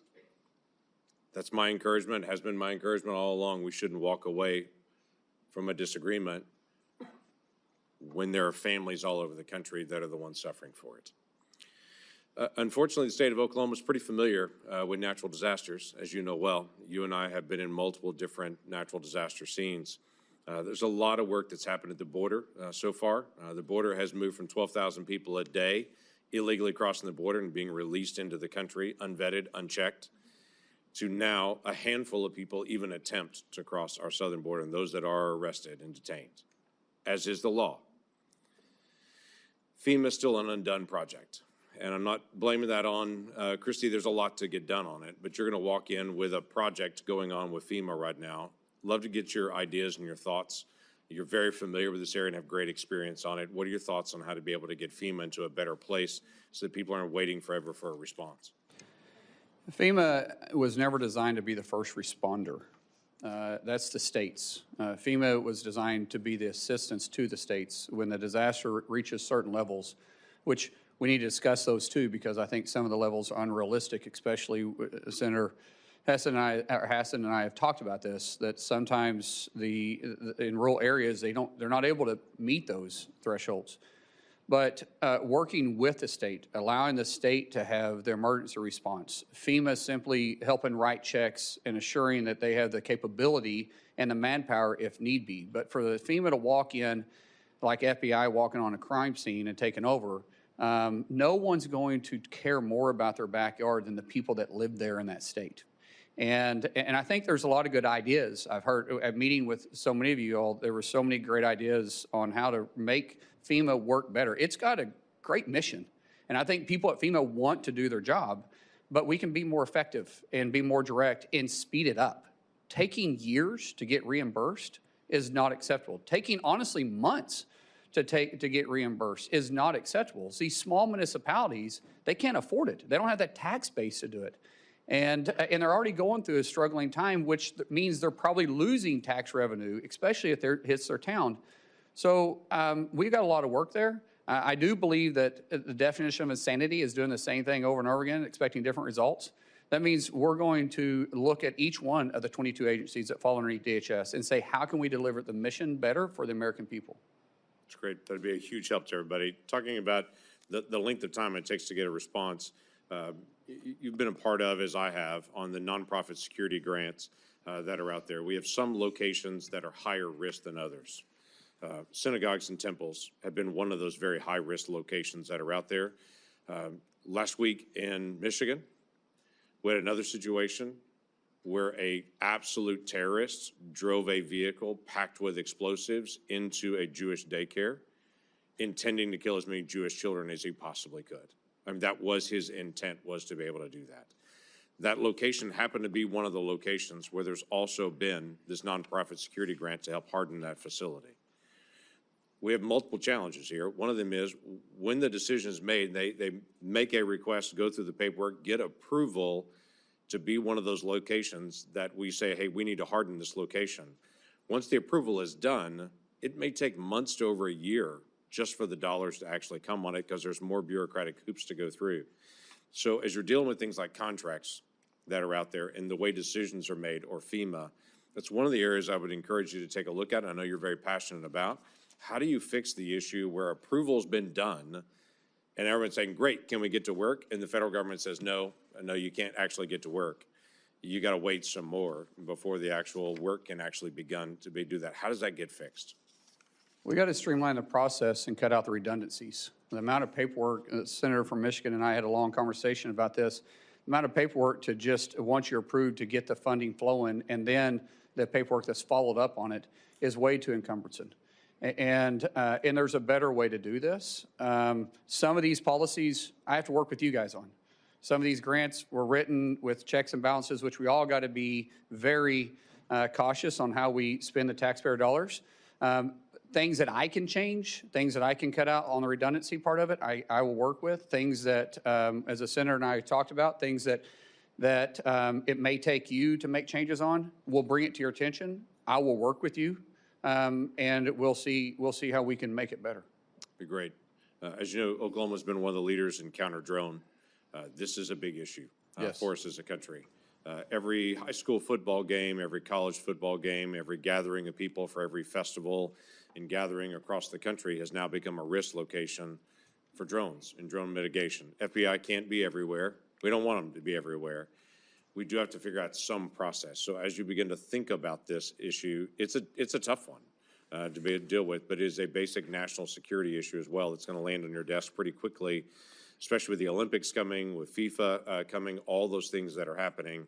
We got to be able to figure out how to do counter drone and to be able to not just identify there it is, but to also mitigate the risk. What are your initial thoughts? Well, I'd love, yes, and I'd love to speak about that. With funding, talking to some of our agency heads, with a lack of funding right now, we have people quitting because they got to go to work. Meeting these demands are even going to be tougher. So we just talk about FIFA, for instance, and then you talk about 2028, which is going to be the busiest year of DHS in history because we have the Olympics and we have the presidential election going on. It'll take 4 months once funding comes in to start replacing those that we've lost for training before we can get them out in the field. We don't have 4 months with FIFA. But that's what, and how do we expect these people to stay on the job and work? We're losing institutional knowledge. We're losing people we've already trained. And it's going to be difficult to deliver this mission. The way that I understand is we're behind in UAS and we're behind in FIFA right now on actually delivering the mission that we have to. We're also behind in reimbursing local communities that's also working with us. That's going to have to take a tremendous amount of focus and partnership. And we, like I said in my opening statement, failure is not an option, so we've got to deliver. But sometimes when you have to rush like this, especially trying to get people on the job because we just quit funding them for the third time in less than a year, and we expect these people to keep working, it puts the mission at risk, and we have a lot of work to do here. Yeah, thanks for stepping up. Kristi, thank you. This is a strain on the family and everything else right now. So thanks, y'all, for stepping into this role. Look forward to supporting your nomination. Thank you. Senator Kim. Thank you, Chairman. Senator Mullin, thanks for coming out here. I wanted to just start. Secretary Noem said in a cabinet meeting about almost exactly a year ago today that we should be eliminating FEMA. Can you commit to us here that you don't support that approach and you wouldn't attempt to eliminate FEMA? As I said, I think it needs to be restructured, not eliminated. I think there is going to be bipartisan support for reforms. I think we all understand that, and we certainly saw a lot of problems when it came to Superstorm Sandy. I asked Secretary Noem to work with us especially as they were going about their FEMA Review Council. I'll be honest with you, that never materialized. We did not see the kind of engagement here that we're ready to have. We have a bipartisan group of senators that want to come up with reforms. Is that something you can commit to working with us on? Senator, I think all of us that's been either in the House or in the Senate always complain about the outreach of agencies. I will make a commitment to you that I'm going to have the best. It's going to take a couple months to stand it up, but we're going to have a ledge affairs shop that you're going to know who the person is. We're going to work with you, but most importantly, I think everybody on this dais has my personal cell phone. That cell phone isn't going to change. And if you call me, you're going to get a response. If you text me, we're going to get a response. So when we have this FEMA Review Council report finally come out, is that something you'll come to us first and engage with us on rather than just implementing straight out from the executive branch on your own? Senator, I'm pretty sure that you guys set the policies and the mission for FEMA. So for any serious changes, it may take actually policy changes.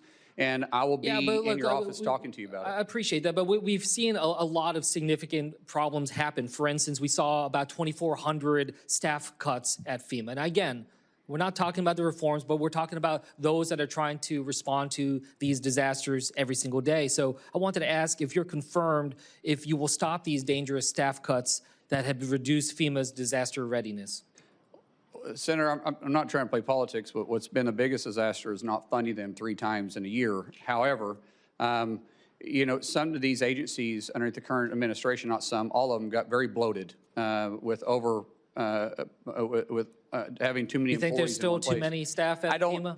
Senator, I can't answer that. When I get there, we'll be adequately staffed to respond to our nation's disasters. But it's going to take some time to get there because, like I said, people are quitting today because they're not getting paid for the 3rd time in a year, and we can't allow that to take place. I agree, and I hope that we can move forward on that. But one thing that has demonstrated a lack of priority by this administration is the fact that we never actually had a full nominee for FEMA. So I just wanted to ask, do you agree that we need an actual nominee to be a full FEMA administrator that has real experience in emergency management? Absolutely. We're already looking at some in the case that we do get confirmed, which I'm hopeful we do.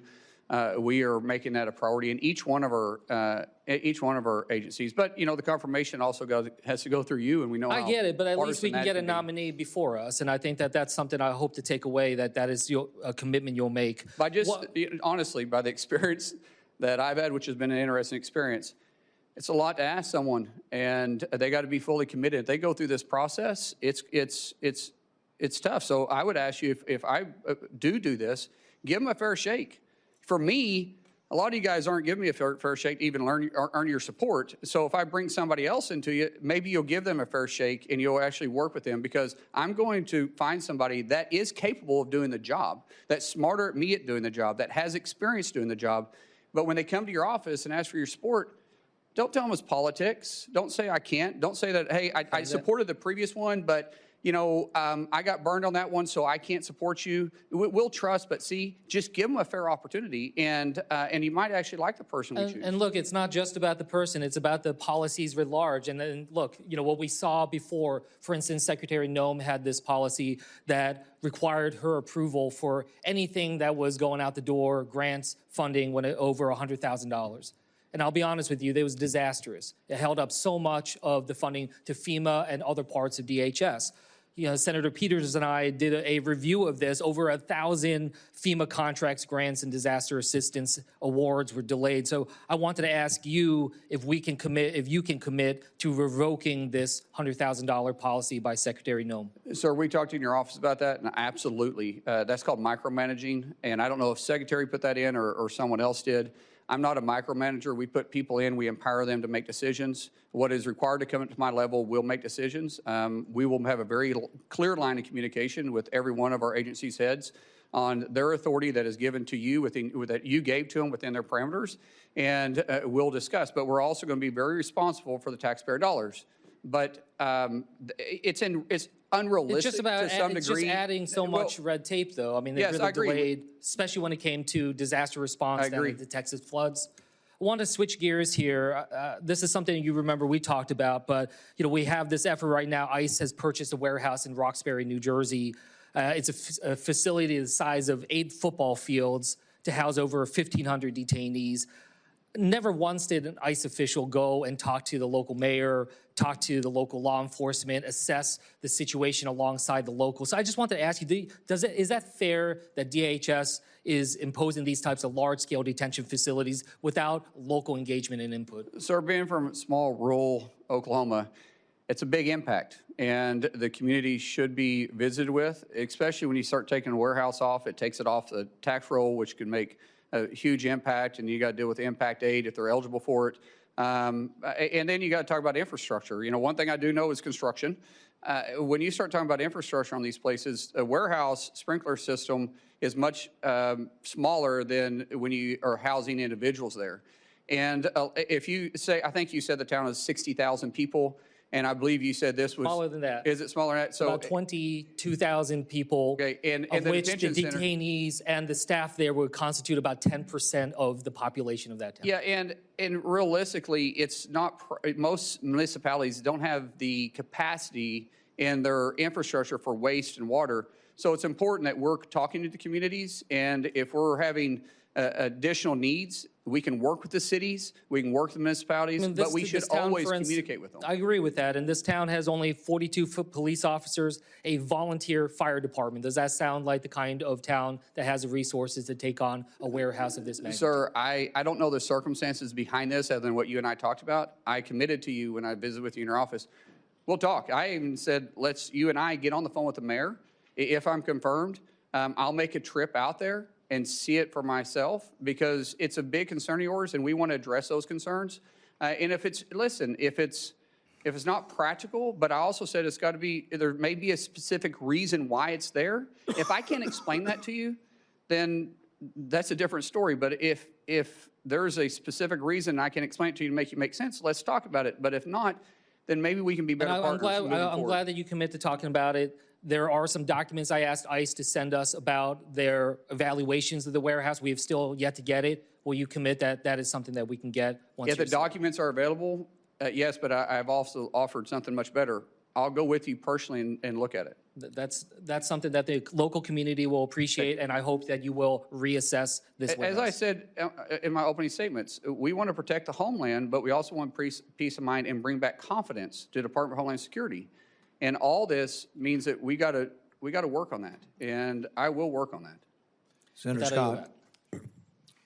Senator Mullin, congratulations on your nomination. This is a great honor that you have, and you have a great background. So I know you'll work your butt off in the job like you do everything else.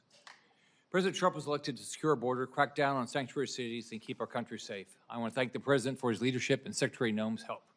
Incredible progress has been made. Our streets are safer, our borders respected, and the jobs we've created are going to people in this country legally. Now, as a result of the Democrats' partial shutdown, in the 4th week, TSA agents are not getting paid. Everybody in the Senate's getting paid.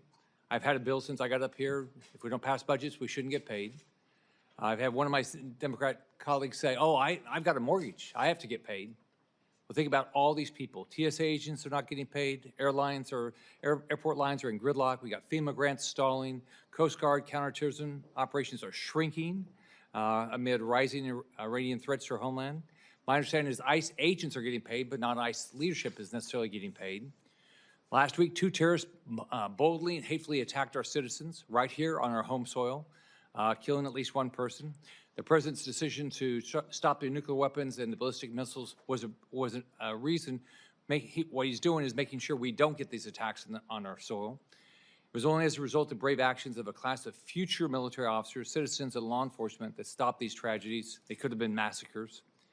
Still, even as Americans are losing their lives, my Democrat colleagues are refusing to fund DHS and give them what they need to uncover and stop plots like these and protect the lives of our families and neighbors. It seems like that's our job up here. So, Senator Mullin, how do you view Senate Democrats recklessly holding DHS funds hostage at the expense of our national security interests amid threats from Iran and its proxies? Senator, it's unconscionable. How can you sit there with a straight face and say that we're trying to take care of the American worker when you're choosing to not pay 260,000 people and you're affecting their families? We've heard the stories of families having to stand in charitable lines for basic needs or getting a loan. And like I said, this isn't the first time. We're a month into this. They just came out of a 43-day shutdown that they were probably just recovering from. And yet we're still going to sit there with a straight face and say it's not about politics?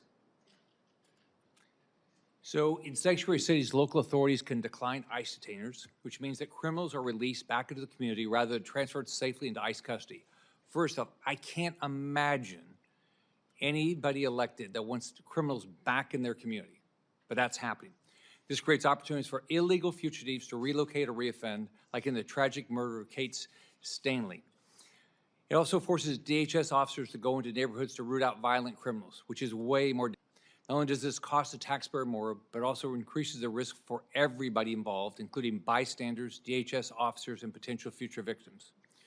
We're seeing this play out right now just a few miles away, where local officials in Fairfax, Virginia are refusing to turn over an illegal immigrant who was arrested for groping 12 underage students. And the local elected want to put that person back out in the community. That's not even here legally. Instead of turning him over to ICE, Fairfax County prosecutors are trying to get him released. This is just one example of how sanctuary city policies choose to put illegal aliens over American citizens. How do you plan to deal with sanctuary cities like Los Angeles and Chicago to remove criminal illegal aliens? Sir, it's been a difficult conversation that's been had with these sanctuary cities. As I said, going on, we don't get to choose which laws we enforce. As elected officials, you shouldn't choose which laws you enforce. We're not asking them to go out there and enforce immigration. We're just saying, be good partners with us. If we've got to serve judicial warrants, let us go serve the judicial warrants. If you pull over somebody that's wanted, that's in the country illegally, and it's a municipality, we're saying just hold them. At least let us do a background check on them and see who they are. And working with the municipalities are going to be vitally important, but also you've got to take a look at if they're not willing to enforce federal law and work with us, then where's the taxpayer dollars going to? And ideally, I would like to go in there and talk to the mayors. I'd like to go in there and talk to the sheriffs, talk to the police chiefs. Say, what is your concerns? How can we get past this? Because the president has made it very clear. He wants to protect the streets for every American. He wants to restore law and order to every city. I don't think that should be controversial. But some people have for political purposes, or maybe they didn't like the tactics. Either way, I find it really hard to believe that law enforcement in those communities don't want to do their job. So maybe we sit down and we just work it out. It's like I tell my wife all the time. Sometimes when she gets mad at me, and I'm right, she's wrong, by the way, but sometimes when she gets mad at me, I have to apologize because I simply say, that was a joke, by the way, for everybody that's married. But I have to apologize, and sometimes I tell her, I said, honey, it's a misunderstanding. We still love each other. We still want the best for our family. And these law enforcement, and I would even say these mayors, they still love their community. They still love their cities. They still love this country. So maybe it's a misunderstanding we can work by. And I'm going to start with that. That's what I'm going to start with. If we have to do something different, then we will, but that's where I'm going to start at. It's a misunderstanding, but we're going to force the nation laws and make sure we protect everybody in their city and hopefully work with them and never work against them. Senator Mullin, as Secretary of Homeland Security, do you have any ability to ban funding to sanctuary cities that ignore the federal laws meant to make citizens' lives safer, but then turn around and ask for federal money for added protection? Sir, that would be a last option, but at the end of the day, taxpayer dollars have to be used for the right purposes. And if people are refusing to enforce the nation's laws, then I think it's really hard to justify why we're sending them taxpayer dollars that are coming out of Oklahoma or coming out of Florida or coming out of Kansas or Arkansas when they're making that decision. But I will say that is not going to be my first or second or even third approach, but that would be my last resort. Right. Congratulations on your nomination. Good luck. Thank you. Senator Fetterman. Thank you, Mr. Chairman. So, hello, Senator Mullin. Thank you for coming in today. So, Americans don't like chaos, you know. America definitely didn't like the kinds of chaos during the Biden administration at the border. You know, as a Democrat, I was alarmed that there were up to 300,000 encounters at our border once a month. And that puts that in perspective. That's the size of Pittsburgh showing up at our border. And that's not sustainable, and that's not manageable, and it's making it possible for us to assimilate. And now if you care about immigration, as I deeply do, you can't possibly provide the American dream for people when the size of Pittsburgh showing up at our border once a month. That need to be brought under control. And that happened. I signed up that as a Democrat. The second part is rounding up all of the criminals and deport them.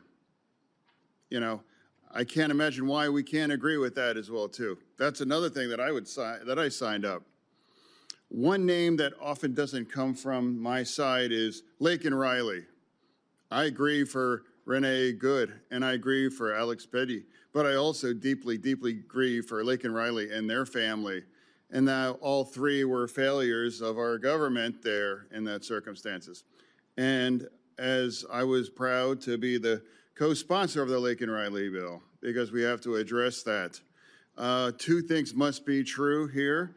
We need to have a secure border, and we have to round up and deport every single criminal in our nation. I can't imagine why that's critical or controversial for anybody, you know. So I'm trying to find a way forward.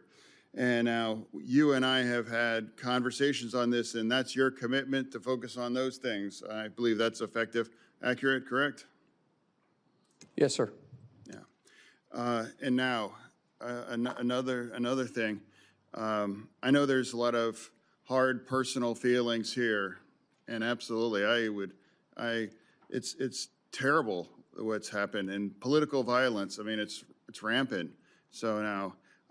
But also, President O'Brien's here not for round two. He's here because he fully supports your correct. Yeah, round three. Okay. Yeah. So it's about letting it go and moving on. And I've done that too.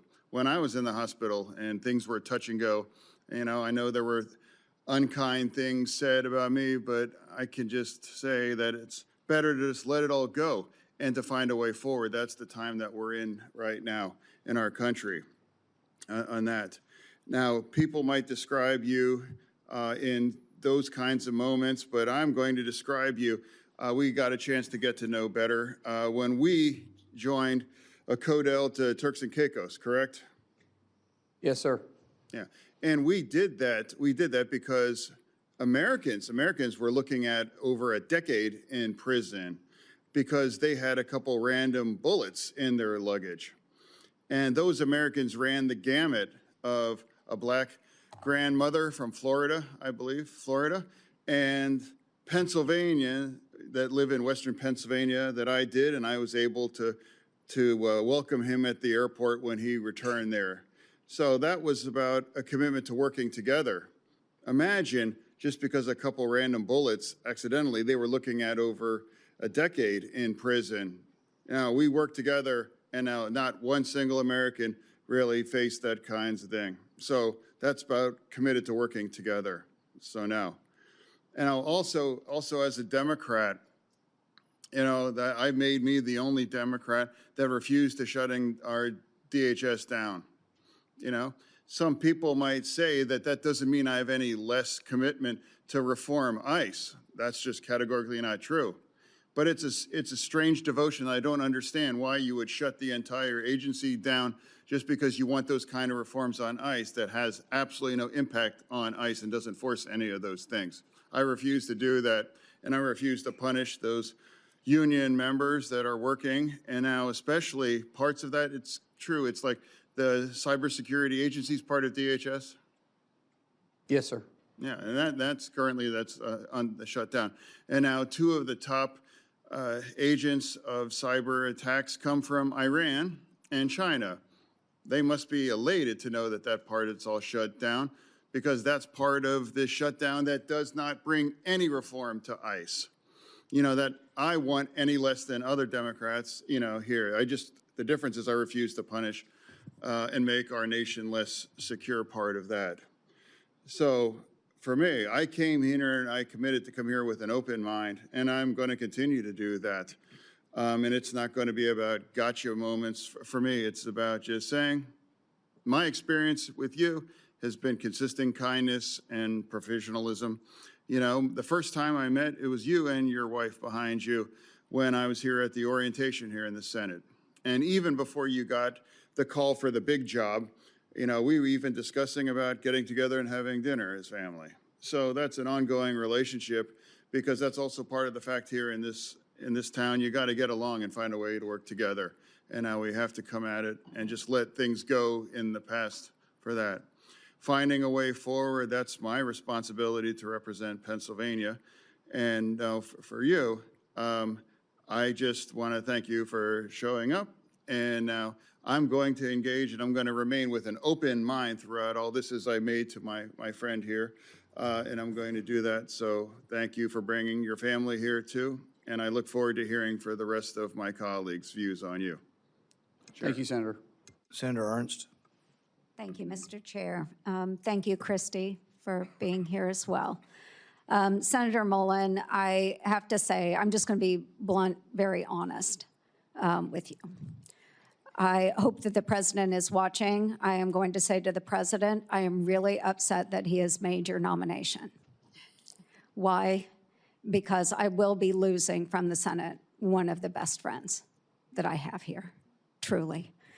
But in that same accord, I am so grateful to the president for making your nomination to Department of Homeland Security.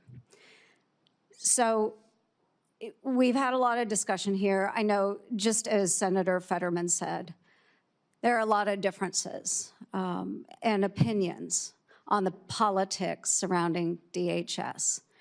And Senator Fetterman mentioned that he grieves for all of those that we have lost. Those protesters, we grieve the loss of young women, young men that we have seen at the hands of those that have migrated illegally into the United States of America. We grieve them all, and I think we can acknowledge that. And it's important that we do that. We're in really trying times right now. And one of the things that I want to focus on right now is the bipartisanship that you have had with so many members in the House, in the Senate, the relationships that you have outside of this body, because I think it's really important, because we get in the political fights all the time, and we're all trying to score points back and forth. Bipartisanship is not very sexy, but I think we need a lot more of it. So Josh Gottheimer was here today. I respect him so much. And the fact that you remain friends today is incredibly important. I noticed you also gave Joe Kennedy a shout out. So I sent him a picture I took of you from the dais because I know Joe really well as well. There are so many relationships that we have in this body, and I wish more people would see that we have those relationships. We carry them in our hearts. It means we're better people because we open our minds to listen. And to that point, I want to thank you, Mr. O'Brien, for being here as well. Because what started out as a very big difference between you and Mr. O'Brien, you found a way to both of you come together to share thoughts and ideas and turn something really good out of that discourse. And I think more people need to learn how to do that. And so to all my friends sitting here in the dais and those that are watching, is that this is how America works, where we're able to take differences and come together and not just shout at one another, but come together and figure out a way forward. That's what makes this country such an incredibly brilliant country, is that we can recognize those differences. So I want to talk a little bit about a trip that we took last year. So many folks know that you serve on armed services, I serve on armed services. We do congressional delegation visits.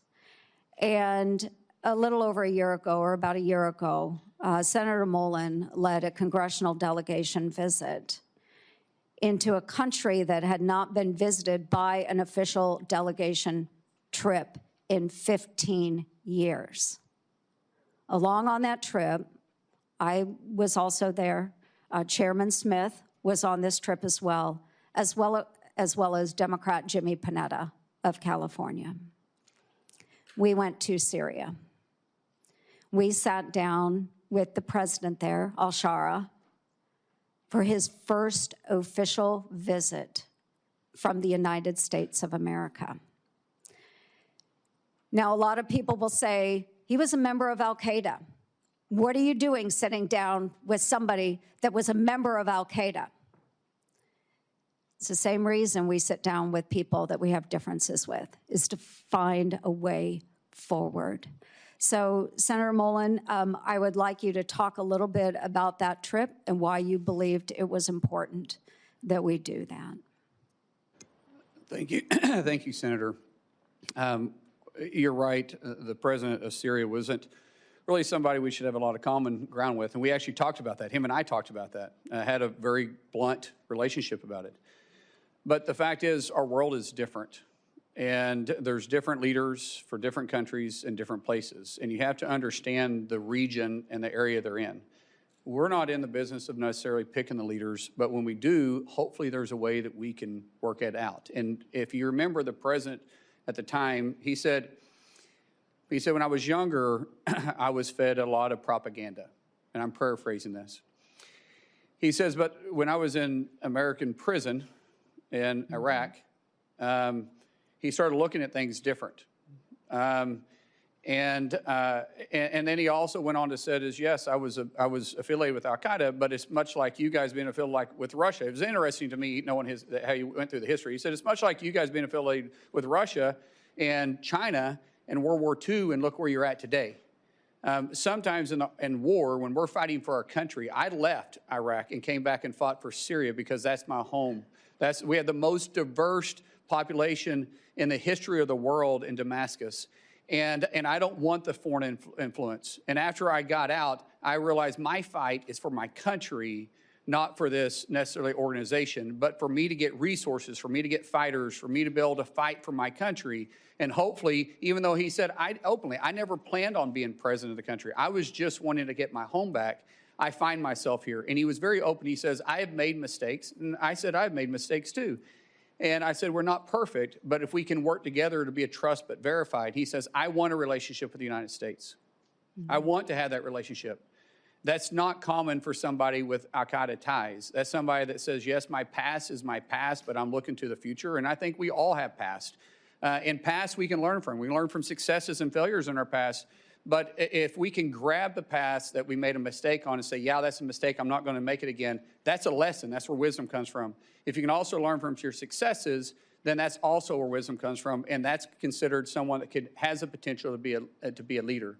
And I would rather work with those leaders like that than to continue to see the civil war that was going on, and in some cases still going on in Syria. Yes, and thank you. And I just use this because my time has expired, just to demonstrate how we all have such significant differences. We can come from different backgrounds, but I've been on a lot of congressional delegation visits, folks, a lot in the 12 years that I've been here.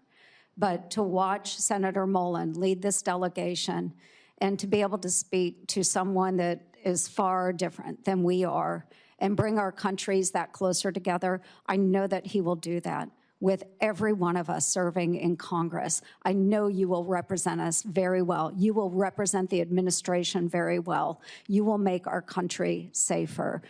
So thank you, Senator Mullin. Thank you, Kristi, very much for your friendship as well. Thank you, Mr. Chair. Senator Slotkin. Thank you. Thanks for being here. Thanks for our conversation yesterday. I want to just actually add on to what Senator Langford was saying and just focus on the attack we had at a temple that's very close to my heart in Michigan, a place I know well.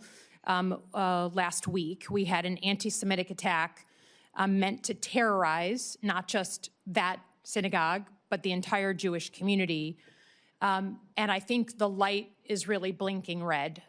And that is the feeling for the Jewish community. And just as an objective statement, the Jewish community is 10 times more likely to be the victim of a hate crime than all other religious groups combined. That's not a political statement, that's a factual statement from FBI data. We talked about the need to work together. The Jewish community is spending about $1 billion a year privately securing their own institutions. No religious group should have to spend that amount of money that could be going to lots of other things on their own security in the United States of America. So I would just ask your help in reforming the nonprofit security grant program so it's agile, so you don't have to like win the grant and then still do 100 pieces of paper, maybe even looking at a rapid reaction fund, but certainly asking for some sort of task force. You know, I'm thinking about the community in Australia that went to the Australian government, the Jewish community, and said, we're seeing just a real uptick in threats. We're terrified. And then we have Bondi Beach and a very horrible thing. So can we just agree in public, again, on a bipartisan basis, to sit together to reform this program and figure out how we manage to the threat, because we're not hitting it right now. Senator, you have a wealth of knowledge from your service in the intel community, and you will know this issue probably better than me. And so I would welcome the opportunity to sit down and talk to you, figure out what we need to do. I know this is very personal to you, and that's great. We may have some differences on some political views, but this isn't one. You and I will be, you know, laser focused and get this resolved if it's possible. But yes, I would absolutely welcome an opportunity to work with you on this. Great, I appreciate that. I think, you know, in general, your position or your future position as Secretary of Homeland Security sits at like the fulcrum of these big issues we're having as a country. Just big cultural issues. The use of law enforcement in our streets and where our rights begin and end, and then our elections, our democracy. And given the importance of that, I think it's important that we state really clearly where you are on those two issues. You know, I think first and foremost on the use of ICE. You know, my state voted for Donald Trump in 2024. A lot of people supported the president's immigration agenda, but then they watched with their own eyes, not filtered through a news source. They watched with their own eyes American citizens killed in their streets for protesting. They saw children caught in the crossfire and being tear gassed. They saw people randomly being pulled out of their cars and walking down the streets because they happened to look like they could be an immigrant and checked for their papers, which for many of us has a real history. They have seen people law enforcement go into people's homes without a judicial warrant for a country that was invented because we were being oppressed by a foreign force that demanded entry into our homes. So you say you don't want ICE in the news. You say you want to rebuild trust. Your predecessor was fired because she couldn't manage that, and you know, people had to go in and bring the temperature down. Can you, without other words, just state clearly what you'd be willing to do to fundamentally reform ICE and put into law to do so, since that trust is gone? Ma'am, as you know, I can't make the law. You guys make that for me. But you're going to be the secretary. Yes, I agree, but I can't make the law. I can work within the parameters. No, but tell us what you'd be willing to put into law. So right now, the law that I work into is your guys' decision. We'll work through that. But I do believe there is a better approach. And I think working with municipalities, I would love to see ICE become a transport more than the front line. If we can get back into just simply working with law enforcement, we're going to them and we're picking up these criminals from their jail. One, we're going to reimburse them for having the person there.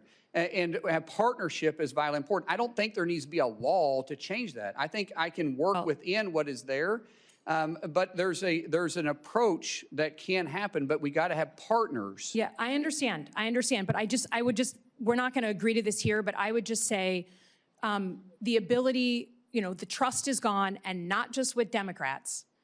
That's why we're here. That's why your predecessor was fired. And there needs to be fundamental reform of this law enforcement agency. And I think that the public writ large is crying out for that. Let me turn to elections. Senator, let me turn to elections. The Department of Homeland Security has the mandate since the Obama era for securing our election infrastructure. That's an important job, and you'll be secretary. The president has continued to say that he won the 2020 election, even though there's been 60 court cases saying the opposite. He has said he wants to federalize the elections. He has said name-check cities, including Detroit. He has said voting machines are inaccurate. He has said in the State of the Union, I was on the Senate floor, paraphrase that if his side doesn't win in November, then the elections were rigged, which is exactly what he said 8 months before the 2020 election. You have your own history. You did not certify the 2020 election. There are people at the Department of Homeland Security, 3 people specifically, who are well-known election deniers now running election security functions. Who won the 2020 election? Ma'am, we know that President Joe Biden was sworn into office. He was the president for the last 4 years. But I do believe I believe my job as Department of Homeland Security Secretary will be to make sure that we assure that the elections are fair and people can trust them. Does the federal government run the elections process, or do states? It's very clear in the Constitution that the states control state elections, and then there is some federal oversight that's on it, but the federal government can set some standards. So if you're talking about the Save American Act, requiring you, which is within the Constitution, by the way, requiring individuals to be citizens of the United States, I don't think it's too much to ask somebody to prove they're a citizen of the United States. That's not what we're talking about. I'm talking about administering the elections. If you are Secretary of Homeland Security, do you feel you have the authority to put uniformed officers at polling locations in 2026? Ma'am, we said this in your office. The only reason why my officers would be there if there was a specific threat for them to be there, not for intimidation. And so I said even though we didn't need it during World War II, we didn't need it during Vietnam or the War on Terror, we never had to put uniformed military there. Now, you feel that there's going to be a reason that there's going to be an armed threat to the United States that you need to potentially be there? I said I can't sit there and guarantee hypothetically of what threat would be and not. I'm not putting military. That's not within my purview. Uniformed officers. But if there is a threat, a specific threat, say it's in a Jewish community, and there is a threat that's specific to that polling area, then we will work with local law enforcement. There'll be a reason for us to be there, and it'll be known why we're there. I think the reason you're here and not Kristi Noem is because Americans trust their local law enforcement now way more than they trust ICE. So I would just say if we ever get to the point where you are being asked to put armed ICE officers at polling locations, we have lost the plot as a country. We have fundamentally lost it. And until I hear someone tell me that this man, President Trump, will actually allow us to have a free and fair election, there is zero trust here, and I cannot trust that he won't try and steal it. Again, I yield back. Senator Moody. Thank you, Mr. Chairman, and congratulations on your nomination. Congratulations to your family. I can't think of a better person at this moment in time to lead such an important agency. Talking about Americans trusting their local law enforcement, I think that is true. I think that's one of the reasons, as the Attorney General in Florida, I worked so closely with our law enforcement, our local law enforcement, to make sure we were triaging our resources and going after really bad people that wanted to harm our community in a way to make our state safer. And part of doing that is we supported them. We made sure that they had resources, they had more the support behind them. They knew that we had their backs. I'm proud that Florida was the first state to have every single county sign up to work with the federal government, because we were dealing with an unprecedented situation following the last administration where you had people working with radicals in that administration to destroy the border, roll out a welcome mat to everyone, and has left our nation reeling from an unprecedented surge of people we don't know who are here, many of which, before they even got here, had committed crimes and have committed crimes since. The way to recover and shore up our communities is to work with, in partnership, local law enforcement who have an expertise in their communities. And it is disheartening to me, not just as a former attorney general or as a former prosecutor, but as the wife of a law enforcement officer and someone that worked very closely with them, it wrecks me to hear them refer to law enforcement in general, especially some of the men and women that serve currently in the Department of Homeland Security, as breaking into people's homes and shooting Americans. And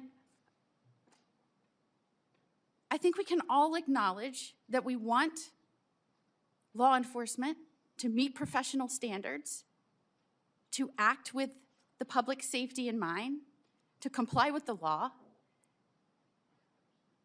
But we do not have to disparage an entire profession of men and women who put their lives on the line for you and for everyone in this room, and said that they were going to dedicate their professional careers to stand on that line and put their safety behind yours. When President Trump got in office, so many of these states on the Democratic side said, I will never work with that man to come in and correct and rid the communities of people that are going to do it harm. We won't. In Minnesota, the first thing they said, I will never help that person. I won't lift a finger, the Attorney General said. So in Florida, where you have 67 out of 67 counties signing up, tell me what I can do to help you. In Minnesota, they had like 7 of 87. Does that surprise anyone? No, because their state leader said, we will not help you. We will not go after the most dangerous in our communities. Have at it. See how it goes. We won't lift a finger. And when the administration says we are dealing with an unprecedented situation, 11 to 20 million people, that's never happened in the history of our country, how do we do this? We need to make sure we're focusing on triaging and getting people out that we know may do harm to our communities. They're like, what are you talking about? You can't have quotas. They won't talk about the quotas where they said we're put to Border Patrol, push more and more and more and more in. However you need to do it. Don't tell us how we can stop this influx or this surge. Tell us how we can push more in. They won't talk about that. And they want to tell you about focusing on children that are here, that are now here. Yes, you need to do that. As somebody that has pushed to protecting children and fought against trafficking with law enforcement's help, yes, you need to do that. But I loved how you said, let's talk about the tens of thousands of children that the federal government helped traffic under the Biden administration that we lost. And when they were made aware of it, they ignored it. You will now have to take over an agency that is charged with cleaning up a disaster, a danger. The Biden administration did that. I cannot think of a better person, someone who acts passionately and fiercely fights for the people he loves, and someone who loves this country and thinks of other people before himself. I am telling you, in Congress, there are all kinds of personality types. But this man came up to me time and time again as the newest United States Senator and said, what can I do to help you? How can we make this place work? How can we get this done? And I look over the course of your life, you left school when your father got sick to go help your family business. That's the kind of person you are. The kind of person that stands up for every person in this office. That's the kind of person, passionate, fierce, a fighter, loyal. That's who I want now protecting this country at the head of the Department of Homeland Security. You said in your testimony, I'll fight for your family just as I fight for mine. Tell me about that personality trait and how you think that will help the Department of Homeland Security in this unprecedented time where the last administration, the last president of the United States, abandoned his role to secure this country. Tell me how you bring the personality and your character traits to this role. It's the way I was raised. It's the way my It's the way my, my dad raised us, the way my mom raised us, the way they were raised. We love this country. I mean, think about it. I'm getting to live the American dream. You're telling me a kid from Westville, Oklahoma with a speech impediment would ever be able to be here? That only happens in America. Only in America. And we all probably have the same type of dreams because none of us have royal blood. Maybe some of your parents might have served in public office or not. Mine most certainly did not. And the fact that I'm here, my goodness, that's why people want to come to our country, because they want the American dream. And I want everybody to have the same opportunity that I have, but we have to secure the homeland. We have to make sure that they feel safe stepping out and being in the public eye. We got to make sure that people can have a peace of mind and trust our government. And right now there's a mistrust in our government. I think we have an opportunity to maybe work on that. I meant it when I say that I hope in 6 months we're not. I can't guarantee it because the news choose what they're going to run, but I hope that I'm not on the news every 6 months or 6 months from now every day. I hope DHS is just able to be laser focused on doing their job and isn't controversial about taking care of the homeland. I hope people have confidence in our, in our agency again. And I'm going to work every day to restore that. And you'll bring that same passion and zeal and protective instinct to protect every family and every community, working with local law enforcement because they know how to approach in a safe manner their communities. Nobody will take care of their backyard better than the individual. Senator Gallego. Thank you, Chairman. Hello, neighbor. How you doing?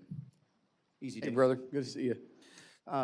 So, some very specific questions. What is the primary mission of Homeland Security investigations? From the IG or from us?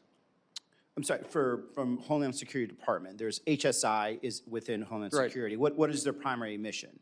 Well, it's not a trick question either. No, I understand that. And every agency, sir, we have specific missions that we are targeted to look at our aspect of protecting the homeland. And different directions have different paths. And in different agencies, region-wide, there are 22 of them there. We all need to be in the same boat, row in the same direction, working for one common goal. And as I said, that's protect the homeland, bring peace of mind, and secure the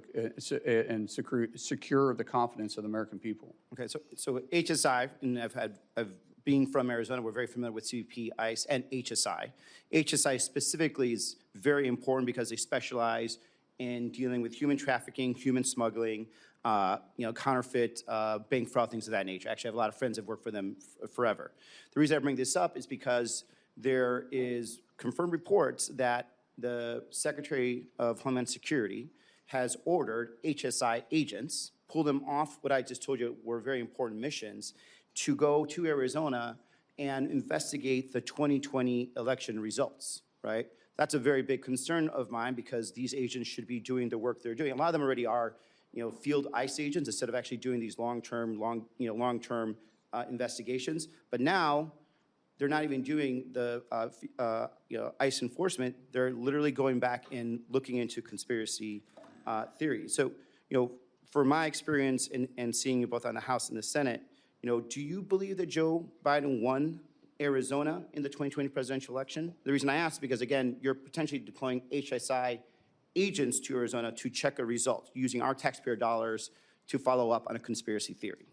Sir, I'm not familiar with what the former secretary did here, and nor am I here to debate what happened in 2020. I do know that there's an opportunity to look at 2020 and make sure that anything that went wrong we can fix moving forward, because what we wanted to make sure is that in the next election, be it the midterms or in 2028, the American people trust our election system. Trust is vitally important. I want to always look at past mistakes and past successes, because I've addressed this multiple times, and I know everybody's busy here, and I know you didn't get to hear me earlier.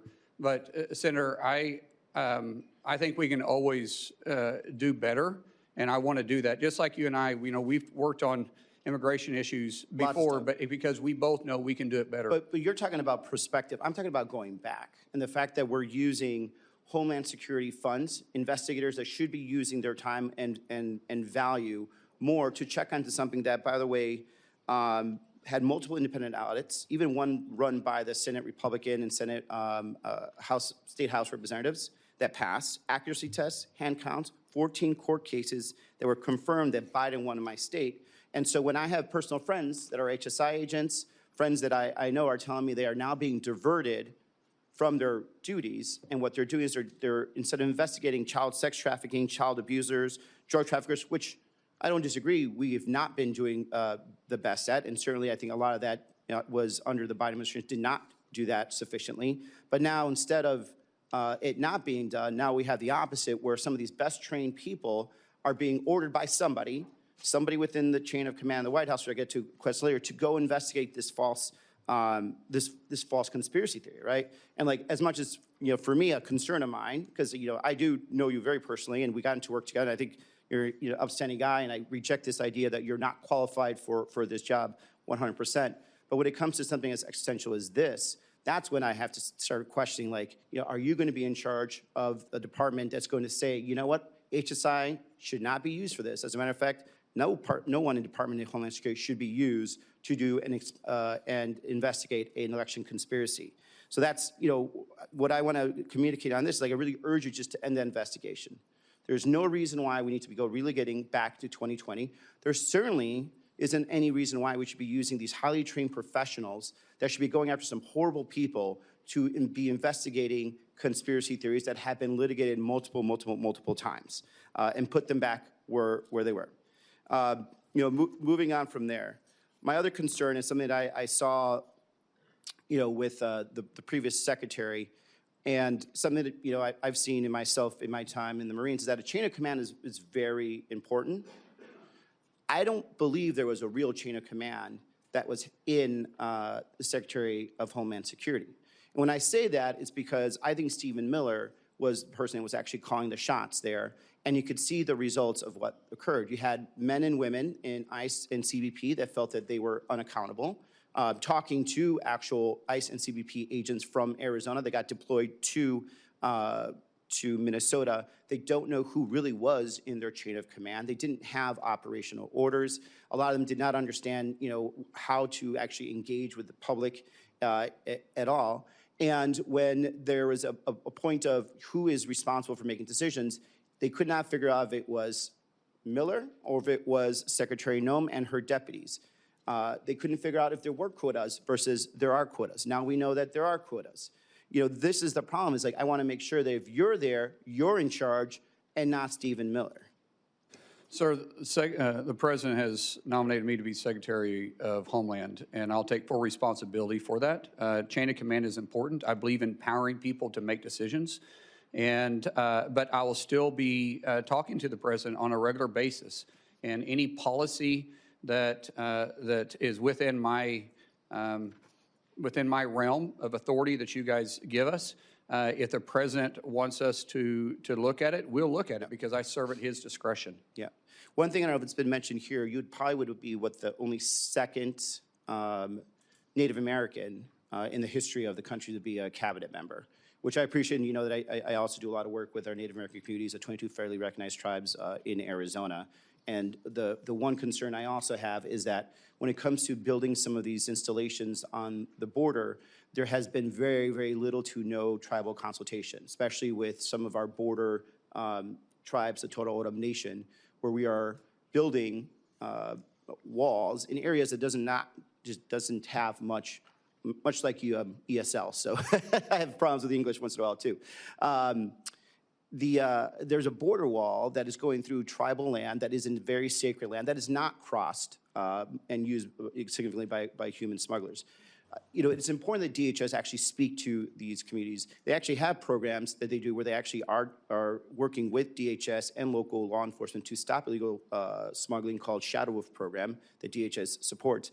But this last administration in DHS did not talk to them whatsoever. Did not talk about, did not even give the vague idea of tribal consultation, and now they're just building into some areas that has, unfortunately, some burials of some of their the people from their tribe.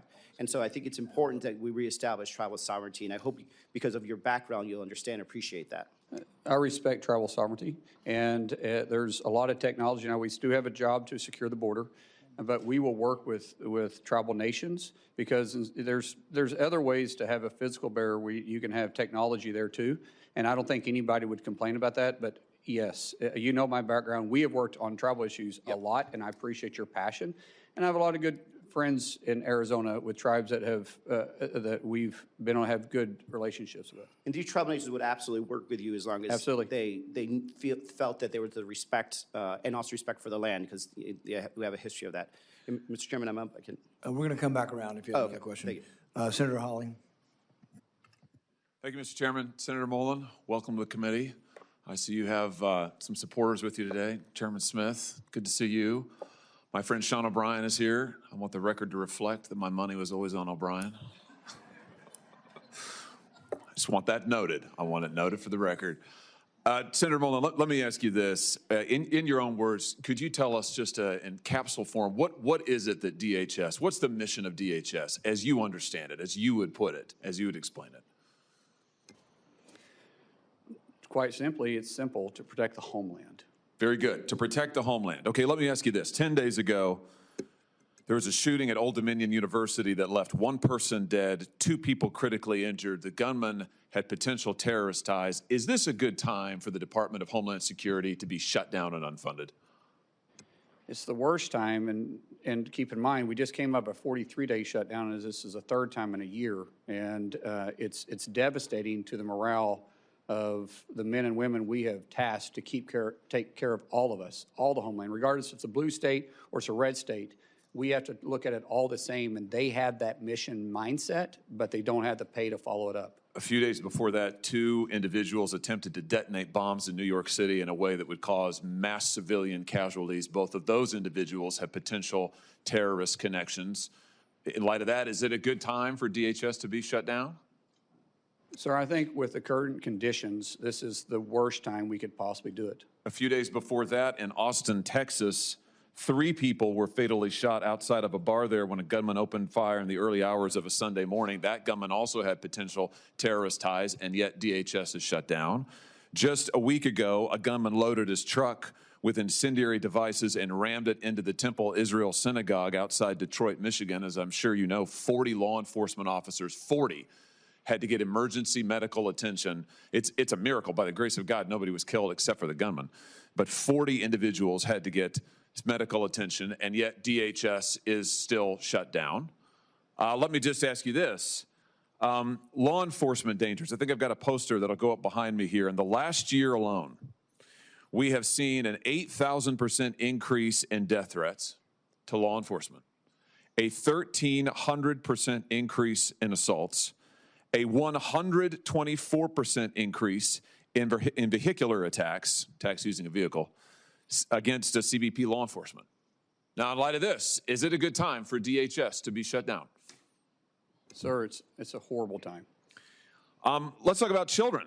Let's talk about the dangers to children.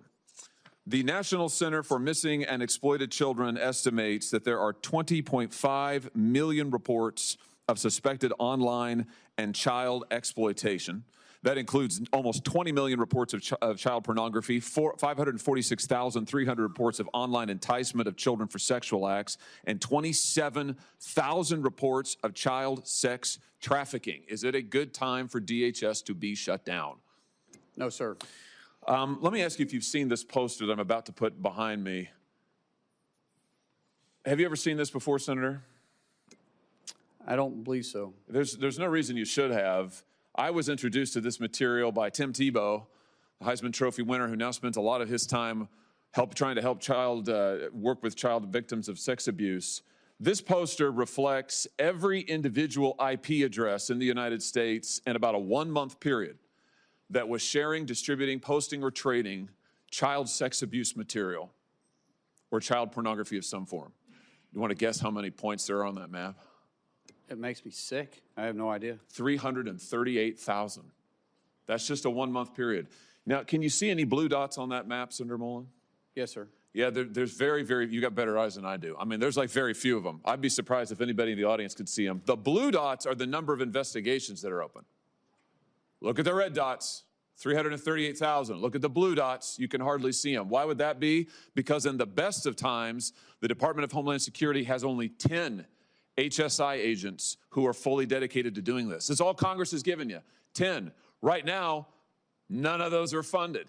Is this a good time for the Department of Homeland Security to be shut down? I think any parent can look at that and it makes you sick, especially with teenage daughters like myself. That's scary. We have to focus on this. It's very scary. That's exactly right. I'm glad to hear you say that. The Biden administration and your predecessor in this role, Alejandro Mayorkas, lost track of 450,000 children who were trafficked across our border over a 4-year period. 450,000 children. It's the biggest child trafficking ring that was set up under the last administration in the history of this country. The president has been doing a tremendous job. They found in the last year over 145,000 of them. That leaves almost 300,000 who are still missing. And yet, the Department of Homeland Security is unfunded and shut down. Let me just ask you again, does it seem like a good time for that? No, sir. Let's talk a little bit about the challenges that are being faced by people across the country who are facing natural disasters, as we have in my home state of Missouri. We had major tornadoes rip through Missouri last spring, all across the state, particularly concentrated in the eastern part of the state, the St. Louis area, southeast Missouri. We have thousands of people who are without power, who lost their homes, many who were injured.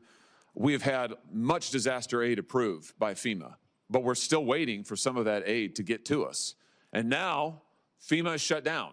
So I've got thousands of people in Missouri who are awaiting the aid that the president has approved, by the way, and that FEMA has approved, but that's in the process of coming to the state. I've got probably hundreds of people who are not able to go back to their homes and who are applying for individual assistance that hasn't yet been processed by FEMA. And now they're being told, well, sorry, there's nothing we can do because FEMA shut down. Does this seem like a good time for DHS and FEMA to be shut down? No, sir. In any airport in the country right now, if you go and look, you will find hours, backups of 4 and 5 hours. You'll find TSA agents. You alluded to this earlier, Senator. Over 10% of TSA agents now are not able to come to the job. Why? Because they make on average $45,000 a year. They can't afford their rent. They can't afford to buy groceries for their kids. They've missed now 2 paychecks. This is endangering the security of our flyers. It's endangering the security of our airports. This is a terrible time for DHS to be shut down. Here's my point. Whether we're talking about children who are missing, whether we're talking about the situation against our law enforcement officers, whether we're talking about the dangers to the homeland, we are involved in a major conflict overseas. This nation's homeland needs to be secured, and yet my friends across the aisle have shut down the Department of Homeland Security. They have defunded every agency we just talked about, and I just want to ask them, how long is it going to take? How long are these children going to have to wait in exploitation? How many more are going to have to go missing? How many TSA agents are going to be able to afford to put food on the table for their children?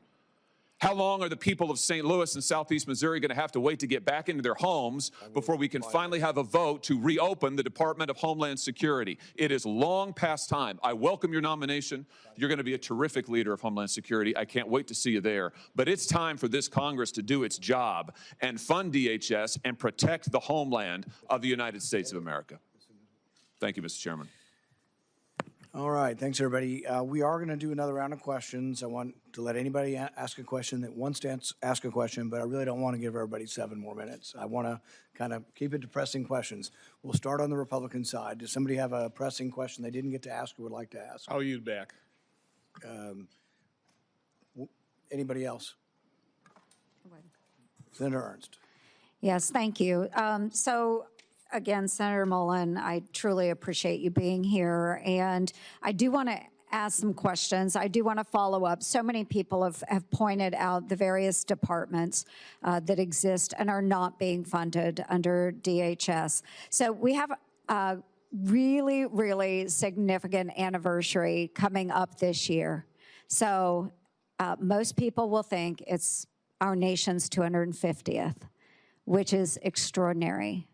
But the other significant anniversary that has impacted so many of us, especially those of us that have served in uniform, significant anniversary, the 25th year of September 11th, 2001. So right now, we are currently in our 32nd day of the Department of Homeland Security being shut down.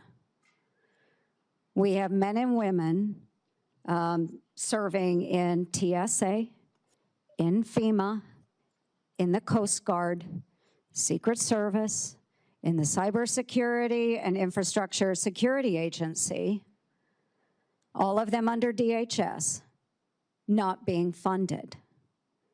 Now, I just heard in the first round of questions, one of my colleagues on the left say, this has nothing to do with ICE. They are funded.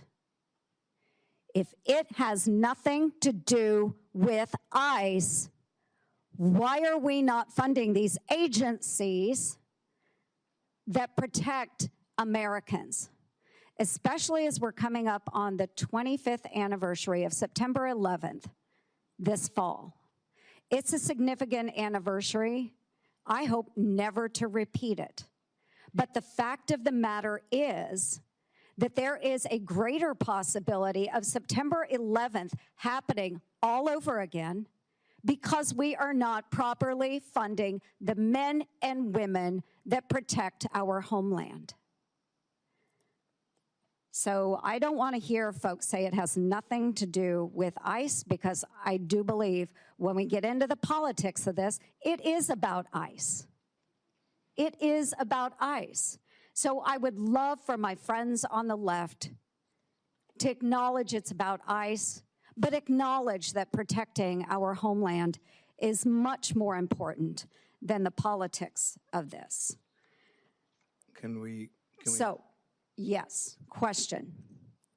Senator Mullin, do you think it's time to set aside the partisan politics and partisan games and fund DHS as a whole so that the department can be fully functioning to protect Americans, especially as we are approaching this fall, the 25th anniversary on one of the greatest attacks that we have ever seen on our homeland? Yes, Senator.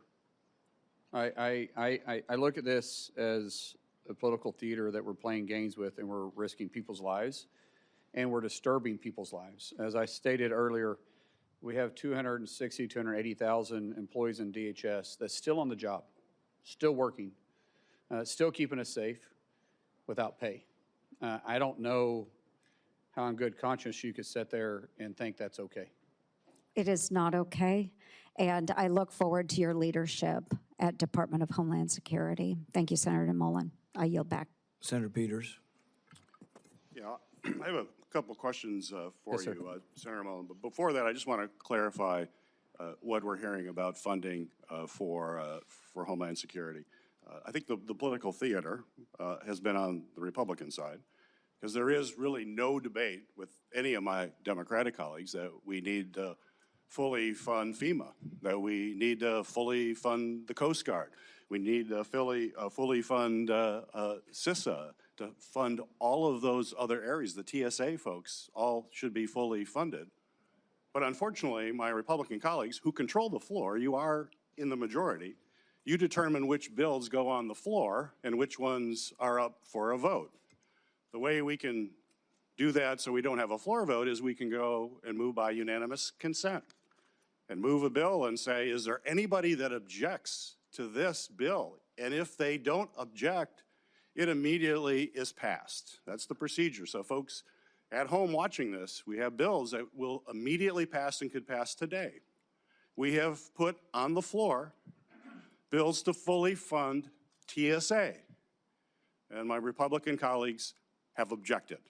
I heard all this support for TSA today, so I hope you tell your colleagues, don't object to the TSA funding bill. Please don't do that.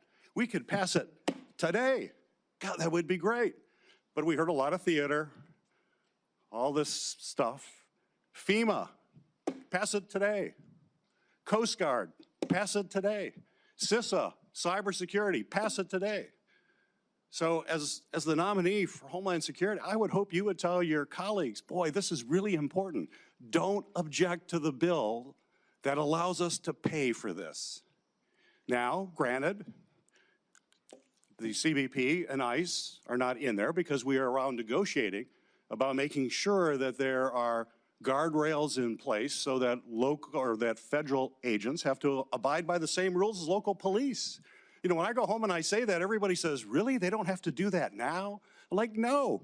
But Republicans are going to hold TSA hostage. They're going to hold Coast Guard hostage. They're going to hold FEMA, CISA. They're going to hold it all hostage because they don't want to give any ground on making sure we just have common sense guidelines.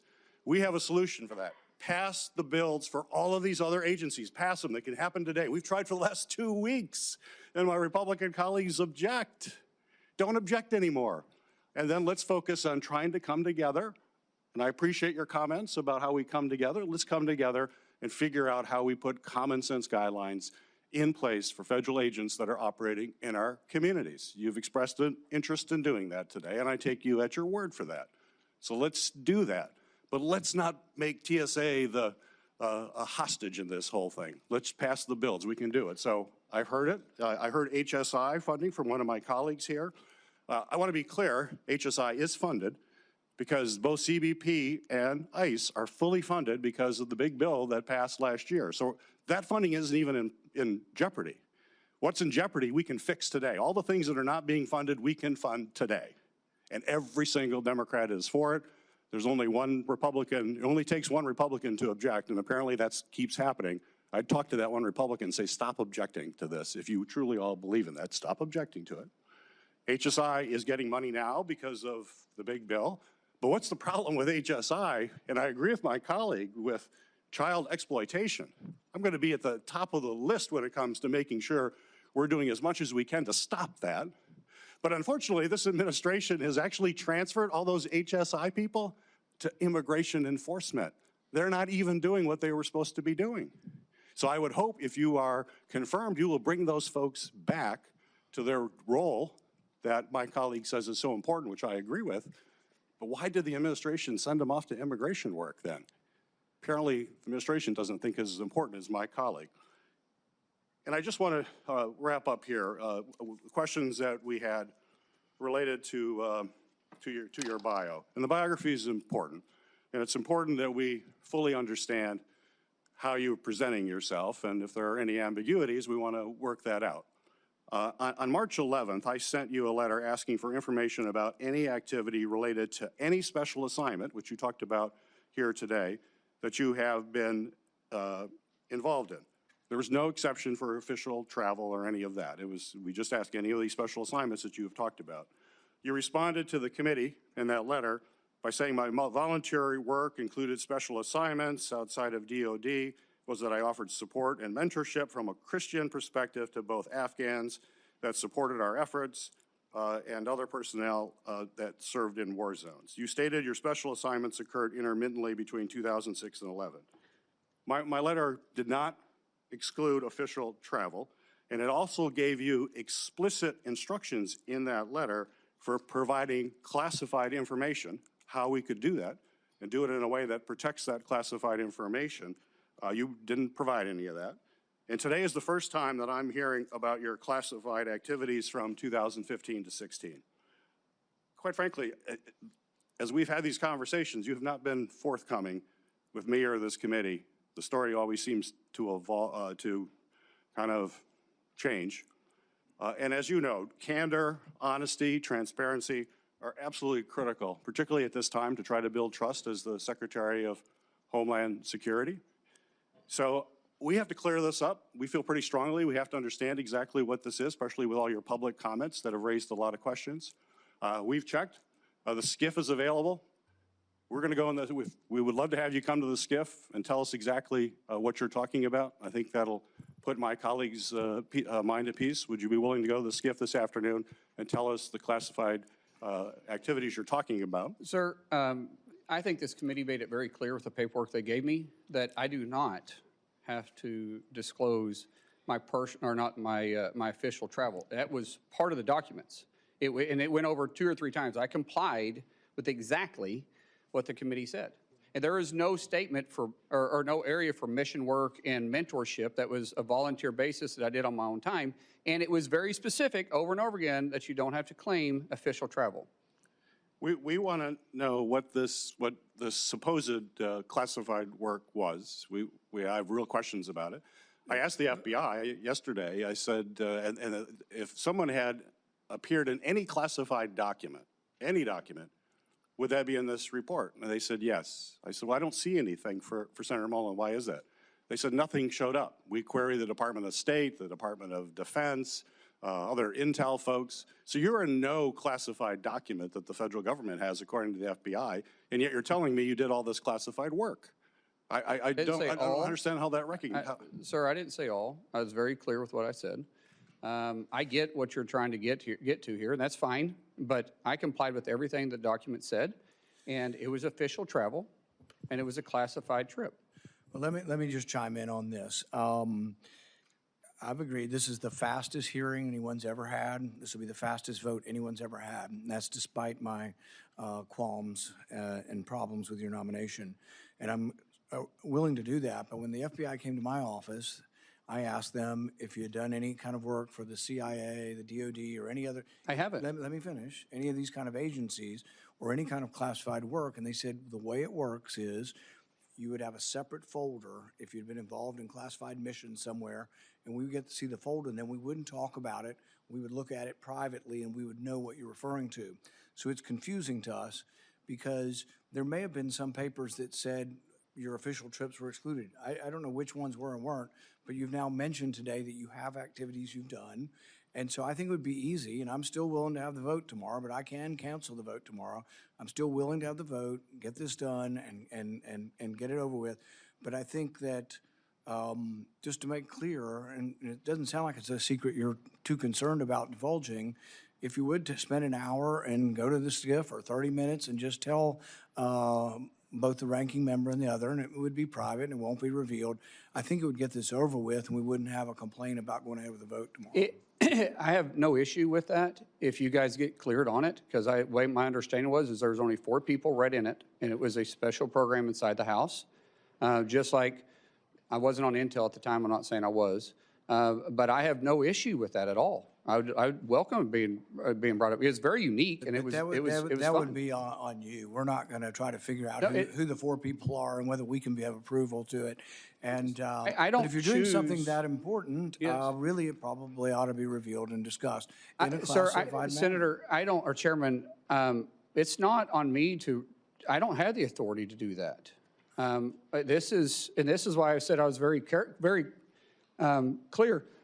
Sorry that I never talked specific dates or locations on this, and so I have zero issue with talking about it. But do it this afternoon. I don't have clearance to talk about this afternoon. I don't. It's not me to release. This is a legislative program. This is a program that Congress assigned you to.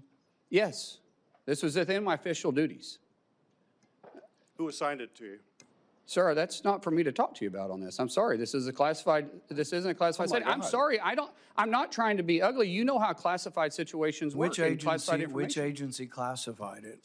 It wasn't an agency. It was done here, well, in the House on the time. The House classified it. I'm assuming. I wasn't on Intel. We're just not really aware of how the House classifies things.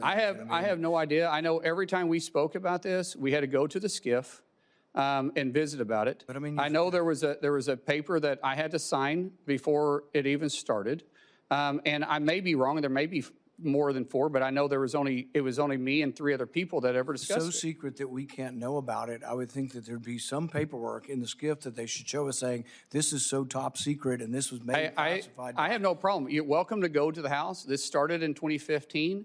It ended in little late in 2016. I have nothing to hide on this. This is too easy. I would really enjoy sitting there and having a conversation with you because I don't want you to have a question my character on this. So that's very simple for me, but I can't make that authorization. You guys know that. Well, it's a little difficult for us to go ask about a program that has no name, and we have nobody that we know to talk to about it. So I don't know how we would begin doing this without your cooperation.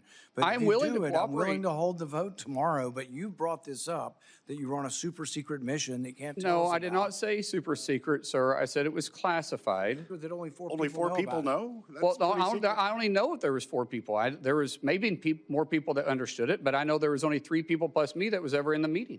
And so as far as I'm concerned, only 4 people was read in on this. So did I this don't, you were on the Intel committee? no, not at the time, no, sir. I was on the Intel committee after that. What committee were you on at the time? You got to think about 10 years ago. Energy and Commerce. So it was an energy and commerce top secret effort. Senator, I'm just I asking. know, what I'm getting upset about a little bit here is that your tone that you're saying that in a condescending way. I did what I was asked to do. I'm trying to find out who we would talk to. Sir, I've told you exactly what happened here. I was not required to disclose this on any official travel. Your documents are very, very clear on that. So I don't know what else you want me to say. You said you can go find out. And then when you guys say it's good for me to talk to you, I'll be happy to talk to you about it. I can't talk specifics. If you want to talk about in general ideas, let's go down and talk in the SCIF. I'm okay with that. But I can't get into the necessary specifics or who made the decision to do it. But I can talk in general, and I'll be very, very glad to do that with you. And even Senator Lankford, who I know is on Intel, he can come down with us and visit with us about it. No issues with that at all. Perfectly clear and okay with it. But it's not for me to release this. So if you guys want to do that, we can leave here, go down there and talk about it. Did this mission involve exchange of fire? It wasn't a mission. It was an official travel. With specific deals or for specific fact-finding, just like any official travel is, that they wanted clarification on. And so, like I said, be happy to talk to you about it if you guys want to. And it was in a conflict zone? Sir, once again, I'm not talking about specific details or dates because we've revealed that this was a classified situation. Now I'm not going to talk about because anything I've talked about in the past wasn't referencing any of this, but I'm definitely not going to get into it now. It's talking about specific dates or details. We would have no way of exploring this unless you were willing to cooperate on. I don't know, Chairman. I don't know what else you said. What else you want me to do? I said I will go down there and talk about this with you in a SCIF, but I can't give the specific all the specific There's no details. reason to think that somehow we're not qualified to look at classified information. And so the thing is we would. There is a lot of programs out there, Chairman, that you know is based on a need to know. Right. And maybe you can talk to Senator Lankford about this too. Senator Lankford, would you like to talk about? I'm glad to jump in. This feels, as my mom used to say, a mountain out of a molehill, where he is offered over and over and over again to say, let's get into a classified setting. I just left the worldwide threats hearing where I had to run over to be able to run back there. And meeting with all the folks there were several questions that I asked there that they gave me a partial answer and said, I'll give you the rest of this answer in a SCIF. And everybody goes, oh, okay, I get that. Because there are some things that are sources, methods, or actions that we're all keenly aware of on this. And I don't know what else he could say at this point other than let's get into SCIF and let's actually talk about this. Why don't we start with that initial meeting and see how that goes? Yeah, we'll have an initial meeting. That's what we asked for, Senator. Yeah. He said he couldn't do that because he wasn't authorized to. No, I did say that. I said I can't give you all the details to it because it's not for me to release it, but I can talk to you in general about it, but not in this setting. Yeah, and let's get the information out and be able to talk it through and be able to find out what this is. Let's All of us have been in let's- classified settings before. Let's try to get it done this afternoon so we can. I'm available proceed right with after that. this. So All if right. we're, Senator, or And Chairman, let's- if you want to, we can go leave from here and go straight there. And let's try to get the hearing finished. So I really want to, let's try no more speeches back and forth on all the ICE stuff if we can. If you kind of just conclude that one, can I come back to you in a minute? Sure. All right. So Senator Hassel, let's try to get off of funding ICE and stuff. Let's just try to stick to the nomination for now. I appreciate that, Mr. Chair. I do have to take a moment because during my first round of questions, I discussed the current impasse we find ourselves in over ICE reforms and DHS funding, and I didn't speak clearly, so I just do need to clarify my comments now. ICE already has significant funding right now for the President's budget bill, from the President's budget bill last summer, which provided the agency with several times more money than its annual budget and gave ICE broad discretion about how to use that money. That means that the partial shutdown that we have right now has nothing to do with whether ICE has the usual levels of funding it needs to operate, since the agency already has many times its annual budget. It's about, instead, the need for policy reforms to help ensure that ICE operates using the same kind of standards that state and local law enforcement in New Hampshire and around the country uphold every single day. Now, Senator Fetterman was right earlier when he pointed out that this shutdown is impacting other parts of DHS that handle cybersecurity and transportation security and other critical functions. We need to resolve it right now, and as Senator Peters just described, we have been pushing to do that in the ways that the minority can. We need to reach agreement on ICE policy reforms or by funding the rest of the department while we continue to negotiate on those reforms, something I strongly support, but unfortunately Republicans have blocked. The reforms to ICE are critical. DHS is supposed to be prioritizing the removal of dangerous and violent criminals. Instead, we've seen DHS agents assault and even kill American citizens while wearing masks, seeming without accountability. So now this is the question. Senator, if a masked ICE or other DHS agent kills an American citizen, should local law enforcement be allowed to investigate and hold that agent accountable? Unfortunately, local law enforcement isn't supposed to be investigating federal. That's what DOJ and FBI is for. Now, we will communicate with local law enforcement, but that's not their job. FBI, it just same thing if in most municipalities, if there's a fatality shooting, there's another agency that oversees them. And in this case, it'd be the FBI who is set up inside the DOJ to investigate those. So you've answered no, and your answer would make ICE unaccountable, and that endangers not just the rule of law, but also the security of all Americans. I wanted to get to one other question. During the past year, DHS leadership cut CISA's expert workforce by nearly a third. Meanwhile, adversaries and criminal syndicates are accelerating their cyber attacks against the United States. How do you plan to restore DHS's cybersecurity force and better secure our critical infrastructure from cyber attacks? Man, we've got to recruit the right people, but the best and brightest individuals in those areas. I know the University of Tulsa has a great program, but recruiting individuals that want to be there, that want to deliver the mission is vitally important, and so we will work to make sure that happens. So you agree we need to add people back into CISA and pursue this critical function, and they need to be nonpartisan experts with experience and commitment to the safety and security of our country, wherever that leads them. No one in the Homeland should be looking at this from a bipartisan perspective. Now, if you want me to talk about staffing numbers, I don't know what the mission requires, but we'll be staffed adequately if we can find the right people to staff to make sure that we're mission capable. Thank you, Mr. Chair. Out of respect for your desire to move things along, I will submit for the record a question on non-intrusive imaging at the border. It's supposed to be ready to do for every vehicle entering the United States, especially to detect fentanyl.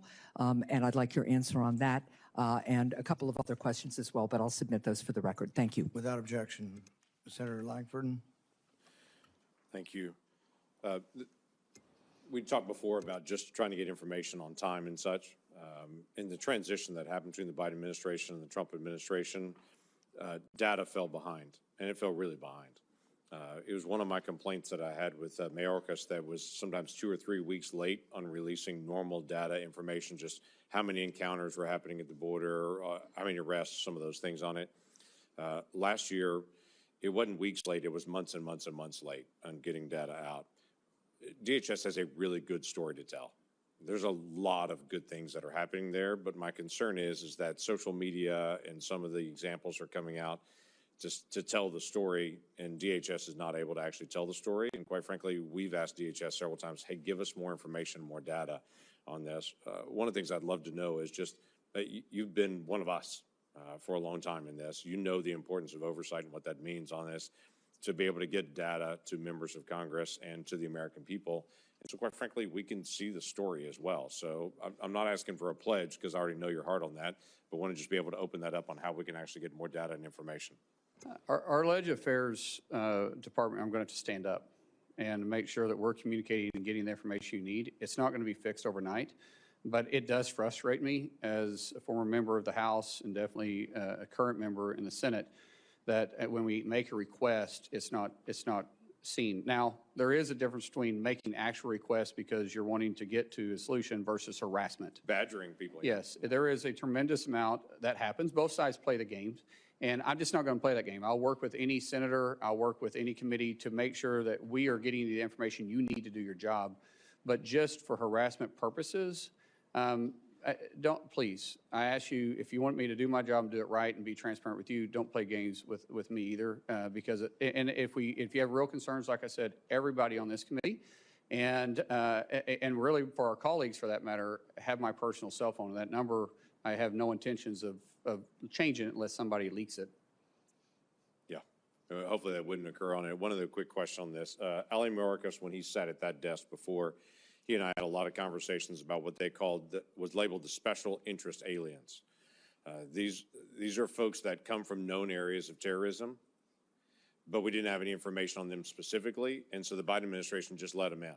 They may say, well, we know somebody in your family as acts of terrorism, but it's not you, so they just labeled them special interest aliens and released them into the country. That we know of about 70,000 of those individuals. The Trump administration in the last year and a couple of months has picked up 50,000 of those. That's part of this enforcement that's out there to be able to identify folks that I've been ringing the bell on over and over and over again, saying, why are we letting people in that we literally say, yeah, they could be a terrorist, they could not be a terrorist, we don't know. Somebody in their family is, but we don't know them if they are on it. So they were just released into the country on that and given that label. In fact, I was told, we'll keep watching them, but when I went to the FBI and asked them directly, they were like, there's no way we can track 70,000 people. So there's been a lot of good work to be able to try to identify where those people went, who they're associating with here in the United States on it, and then removing them from the United States. There's still about 20,000 left. Love to be able to get your promise to say, we're not going to quit. We're going to continue to be able to find folks that were just allowed to come in the country that may be a terrorist and may not be a terrorist, we don't know, but to be able to go identify those folks and make sure that American people are protected. Absolutely. Yeah, thank you. We're almost done. We have 2 people left who haven't responded this round. We've had a lot of debate over ICE funding. I hope we can ask just some specific questions to the nominee. I can't control what you ask, but that's my hope. Senator Blumenthal. Thanks, Mr. Chairman. Senator Mullin, just months before the war with Iran began, the Trump administration negotiated a back-channel agreement, a deal with the Islamic Republic to deport Iranian nationals, including asylum seekers, dissidents. There have been public reports about it. CNN on January 26, 2026. New York Times reported it in a couple of articles in September and December, that flights in around that time deported tens of those kinds of Iranian nationals back to Iran as part of this secret agreement. I want to tell you about one husband and wife, Christian converts from Islam, who were sentenced in absentia to 9 and 11-year sentences by the Islamic Republic. They fled to the United States seeking asylum, but they were detained by ICE on arrival. The wife was deported. She managed to take refuge in Turkey. The husband, I'll call him Mr. H, is still here, but he's facing deportation despite showing scars from the beating he received by a government gang. I have both of their declarations. I'd like them to be entered in the record. There are Iranian-American organizations like the Iranian-American Legal Defense Fund that have further information. I have no doubt that you share my outrage about the treatment of this couple and other Iranian nationals who were deported possibly to torture and death in Iran. Will you agree with me and commit that we should stop deporting such people? Ma'am, sir, I don't know the specifics behind this. I think before I can talk about in hypotheticals, I would need to know what the reasons behind it, but I don't want to deport anybody that's here illegally, or here legally, I mean. And most definitely not individuals that have done everything possible to be a contributor to society. But in these specific cases, I don't know. I'm not familiar with them. I don't know if there's something else in the background that would cause the Well, I'm administration to do talking it. in general about tens of people, as many as 55 on one flight, 15 or so on another, not just this couple. But in principle, we should not be sending Iranian dissidents and asylum seekers back to Iran. Wouldn't you agree? Sir, we do know that our enemies want to infiltrate us and use our rules and our generosity against us. And so I don't know the specifics of these. I don't know their background. I don't know what the reasons was, but I will be happy to look into it. Let me ask you about another topic. I'm glad that you've committed that there will not be the kind of review that Secretary Noem imposed on contracts above a certain amount uniformly by your office. But I'd like your commitment that you will help us investigate another abuse of authority. Corey Lewandowski apparently was in charge of approving all contracts. One of them was a $220 million contract that was related directly to Kristi Noem's being fired. They bypassed procurement rules to award that contract to a shell company that was created days before to benefit a Republican consulting firm with close ties to Secretary Noem and Mr. Lewandowski. Will you commit to cooperating with our investigation, the Permanent Subcommittee on Investigation, making documents and personnel available to congressional and other investigations into those contracts awarded by Secretary Noem and Mr. Lewandowski? Senator, I've heard these same reports. I know the IG, Joseph, I don't know him personally. That's why I say Joseph. Some people call him Joe. Is open investigations. We will cooperate with him. And provide all the documents and records that are I'll leave necessary for this to the committee to Inspector do General. its work. That's what I'm asking.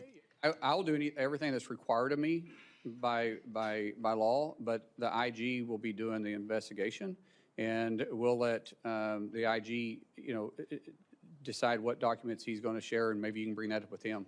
Well, in fact, Secretary Noem obstructed the investigations underway by the IG. In fact, in at least 10 investigations, they were the subject of a letter from the IG. Are you committing to immediately begin restoring the department's working relationship with the IG? If confirmed, absolutely. I will do everything required of me by law and in the policies that you guys give me. There won't be any gray area with me. We want to have a good relationship with the IG. He's got a job to do, and every other agency that's underneath DHS And has you'll a job to cooperate with the committee in providing those? Sir, I've everything that is required of me to report, and anything that you want the IG to do, that's between you and the IG. Senator Mullins, I don't think I need to tell you that the American people have been appalled and angered by what they've seen in the excessive use of force. We've had hearings before the Permanent Subcommittee on Investigation that have shown Aliyah Rahman, a woman suffering from traumatic brain injury, yanked from her car in Minneapolis, dragged by her arms, leading both of her shoulders to be torn. Javier Ramirez, a father of 4 from California, detained for 4 days and refused medical treatment for his diabetes. We documented these abuses in a report that we issued and in hearings that we conducted. One of them was Marimar Martinez, who was on her way to donate clothing at a local church when she came across agents in an unmarked car. Agents sideswiped her car. 3 masked agents in camouflage stormed out, and one of them pulled out his gun and fired at her moving vehicle, hitting her 5 times. And the agent then bragged about it. He bragged about it in a text. He said, I have an MOF, I won't detail it. I fired 5 rounds and she had 7 holes. Put that in your book, boys. Shouldn't we be disgusted by an agent that fires at a U.S. citizen, no criminal record? She was charged. Senator Blumenthal. The charges were dismissed. Wouldn't you agree with me that that agent should not be carrying a firearm. I'm not familiar with the investigation, sir, and I don't know if the investigation is completed. As Secretary, I'm sure I'll be briefed on this. All right, time's expired. I know these are important issues, but we just have to move on. We're going to finish up with Senator Kim, then we're going to make a statement that hopefully can be agreeable for a meeting later. Senator Kim. I'll be concise here, Chairman. Senator, there's just a couple last things here. A couple weeks ago, we had a hearing here, and I was engaged with the head of USCIS, and I raised an issue that happened in San Diego of spouses of military members and veterans. They were going in to get interviewed for a green card and were arrested upon their arrival. I just wanted to get your reaction to that. Is that the kind of behavior you think is acceptable? Excuse me, repeat that again? It was spouses of military service members as well as veterans. Their spouses were going and for the purposes of a green card interview, but were at that point detained and arrested on arrival. I haven't heard about this. I've heard of different reports, Senator, and if people are going through the process and trying to obtain it legally, because we do have naturalization ceremonies Monday through Friday in this country, everywhere. We're going to continue working with those individuals. I don't know the circumstances. I don't know. I'll pass you the details, but it's something that we can talk through. But just in general here, I guess what I'm just trying to get a sense from you is what you think is appropriate in terms of ICE agents being able to operate. For instance, do you think it is okay for them to operate and arrest people at hospitals? Sir, I will always support my law enforcement doing their job. I don't know the circumstances. If it's a felony warrant that that the person's at a hospital, then they'll go pick up the felony warranty, just like local law enforcement does the same thing. And so in general, I think you need to be more specific on what you're talking about. But if you're talking about just doing everyday law enforcement, I think there's a better approach. Senator, I just want to raise, I just hear a lot of this from my own community about concerns of these types of efforts out, in and around hospitals, schools, churches. These are things that I hope we can engage on. I know you talked about it with one of my colleagues about polling sites, but these are important discussions, and we don't have clarity on what we are expected to see, and it's causing just an enormous amount of concern and challenge within our communities. Well, Senator, I don't understand what the concern about enforcing immigration at polling places is anyways, because honestly, if you're not a citizen, you shouldn't be voting anyway. So technically, there shouldn't be any illegals at the polling spot. And so, as I've said before, if we're at a polling area, it's because of a specific threat, not for immigration. Yeah, look, what I will just convey here is it's not just about people who are undocumented. I'm hearing from American citizens that are now feeling like they need to carry their passports around for fear of being stopped on the street. There is a chilling effect that is happening that is wider. I had to give my father-in-law specific instructions in case he was stopped upon re-entry back into the United States. There is real concern out there, and I just wanted to express that to you. Just a couple last quick things here. At the detention facility in New Jersey, a different one called Delaney Hall, I was there right after a gentleman died there. And there was really no documentation, really minimal explanation of his cause of death. There was 32 deaths at detention facilities under ICE control last year. Yet the oversight offices at DHS to do this, offices like the Office of Civil Rights and Civil Liberties, the Office of Immigration Detention Oversights, they've been gutted. And I just wanted to ask, do you commit to being able to ensure that there is the proper oversight there internally within DHS, working alongside us in Congress to ensure that people are being kept at the dignified levels that they should according to a law? Each facility falls underneath different standards of operation that are in statutes. We will operate within those statutes. Everybody deserves to be treated with a dignified hand, and we will follow those procedures that are set for those facilities particularly. Well, I hope to work with you on that if you're confirmed, because we need to make sure we have that oversight, as we have not been able to see it. And in fact, some of our efforts have been impeded because we have not been able to have visitation at some of these sites, and I hope that that's something you will support us to be able to have. One last thing I just wanted to raise. With FEMA, there was a number of employees that sent an open letter titled the Katrina Declaration. This is something that warned about some of the reversals that are being made when it comes to disaster response and recovery. Your predecessor, Secretary Noem, she suspended a number of these FEMA employees. I just wanted to ask, can you commit that if confirmed, you will adhere to whistleblower laws and ensure that these whistleblowers do not face retaliation for their protected disclosure? So there's already laws in place to protect whistleblowers, and I've said multiple times, I'll work within the law and the requirements of me as secretary. And I hope that means that you will ensure that these whistleblowers do not face unlawful retaliation for what they have done. It's against the law, as you said, unlawful, sir. I said I'm going to work within the law, and that's unlawful. Okay. With that, I'll yield back. Thank you. As I said previously, we've scheduled a vote for tomorrow. I'm committed to that.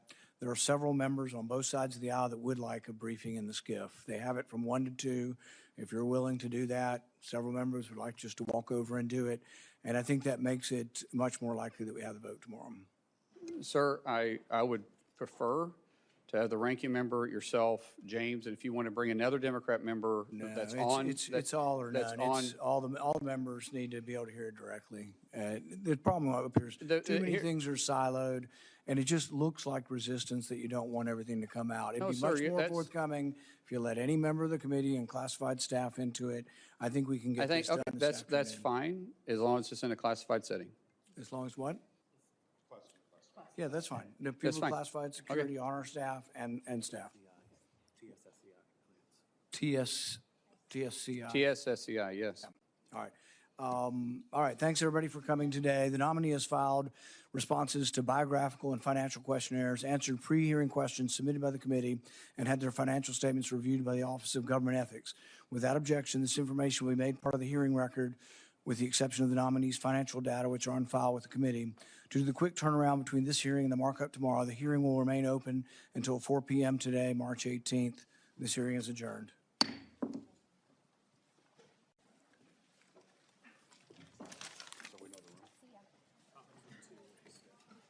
James, conference room 2. Conference room 2.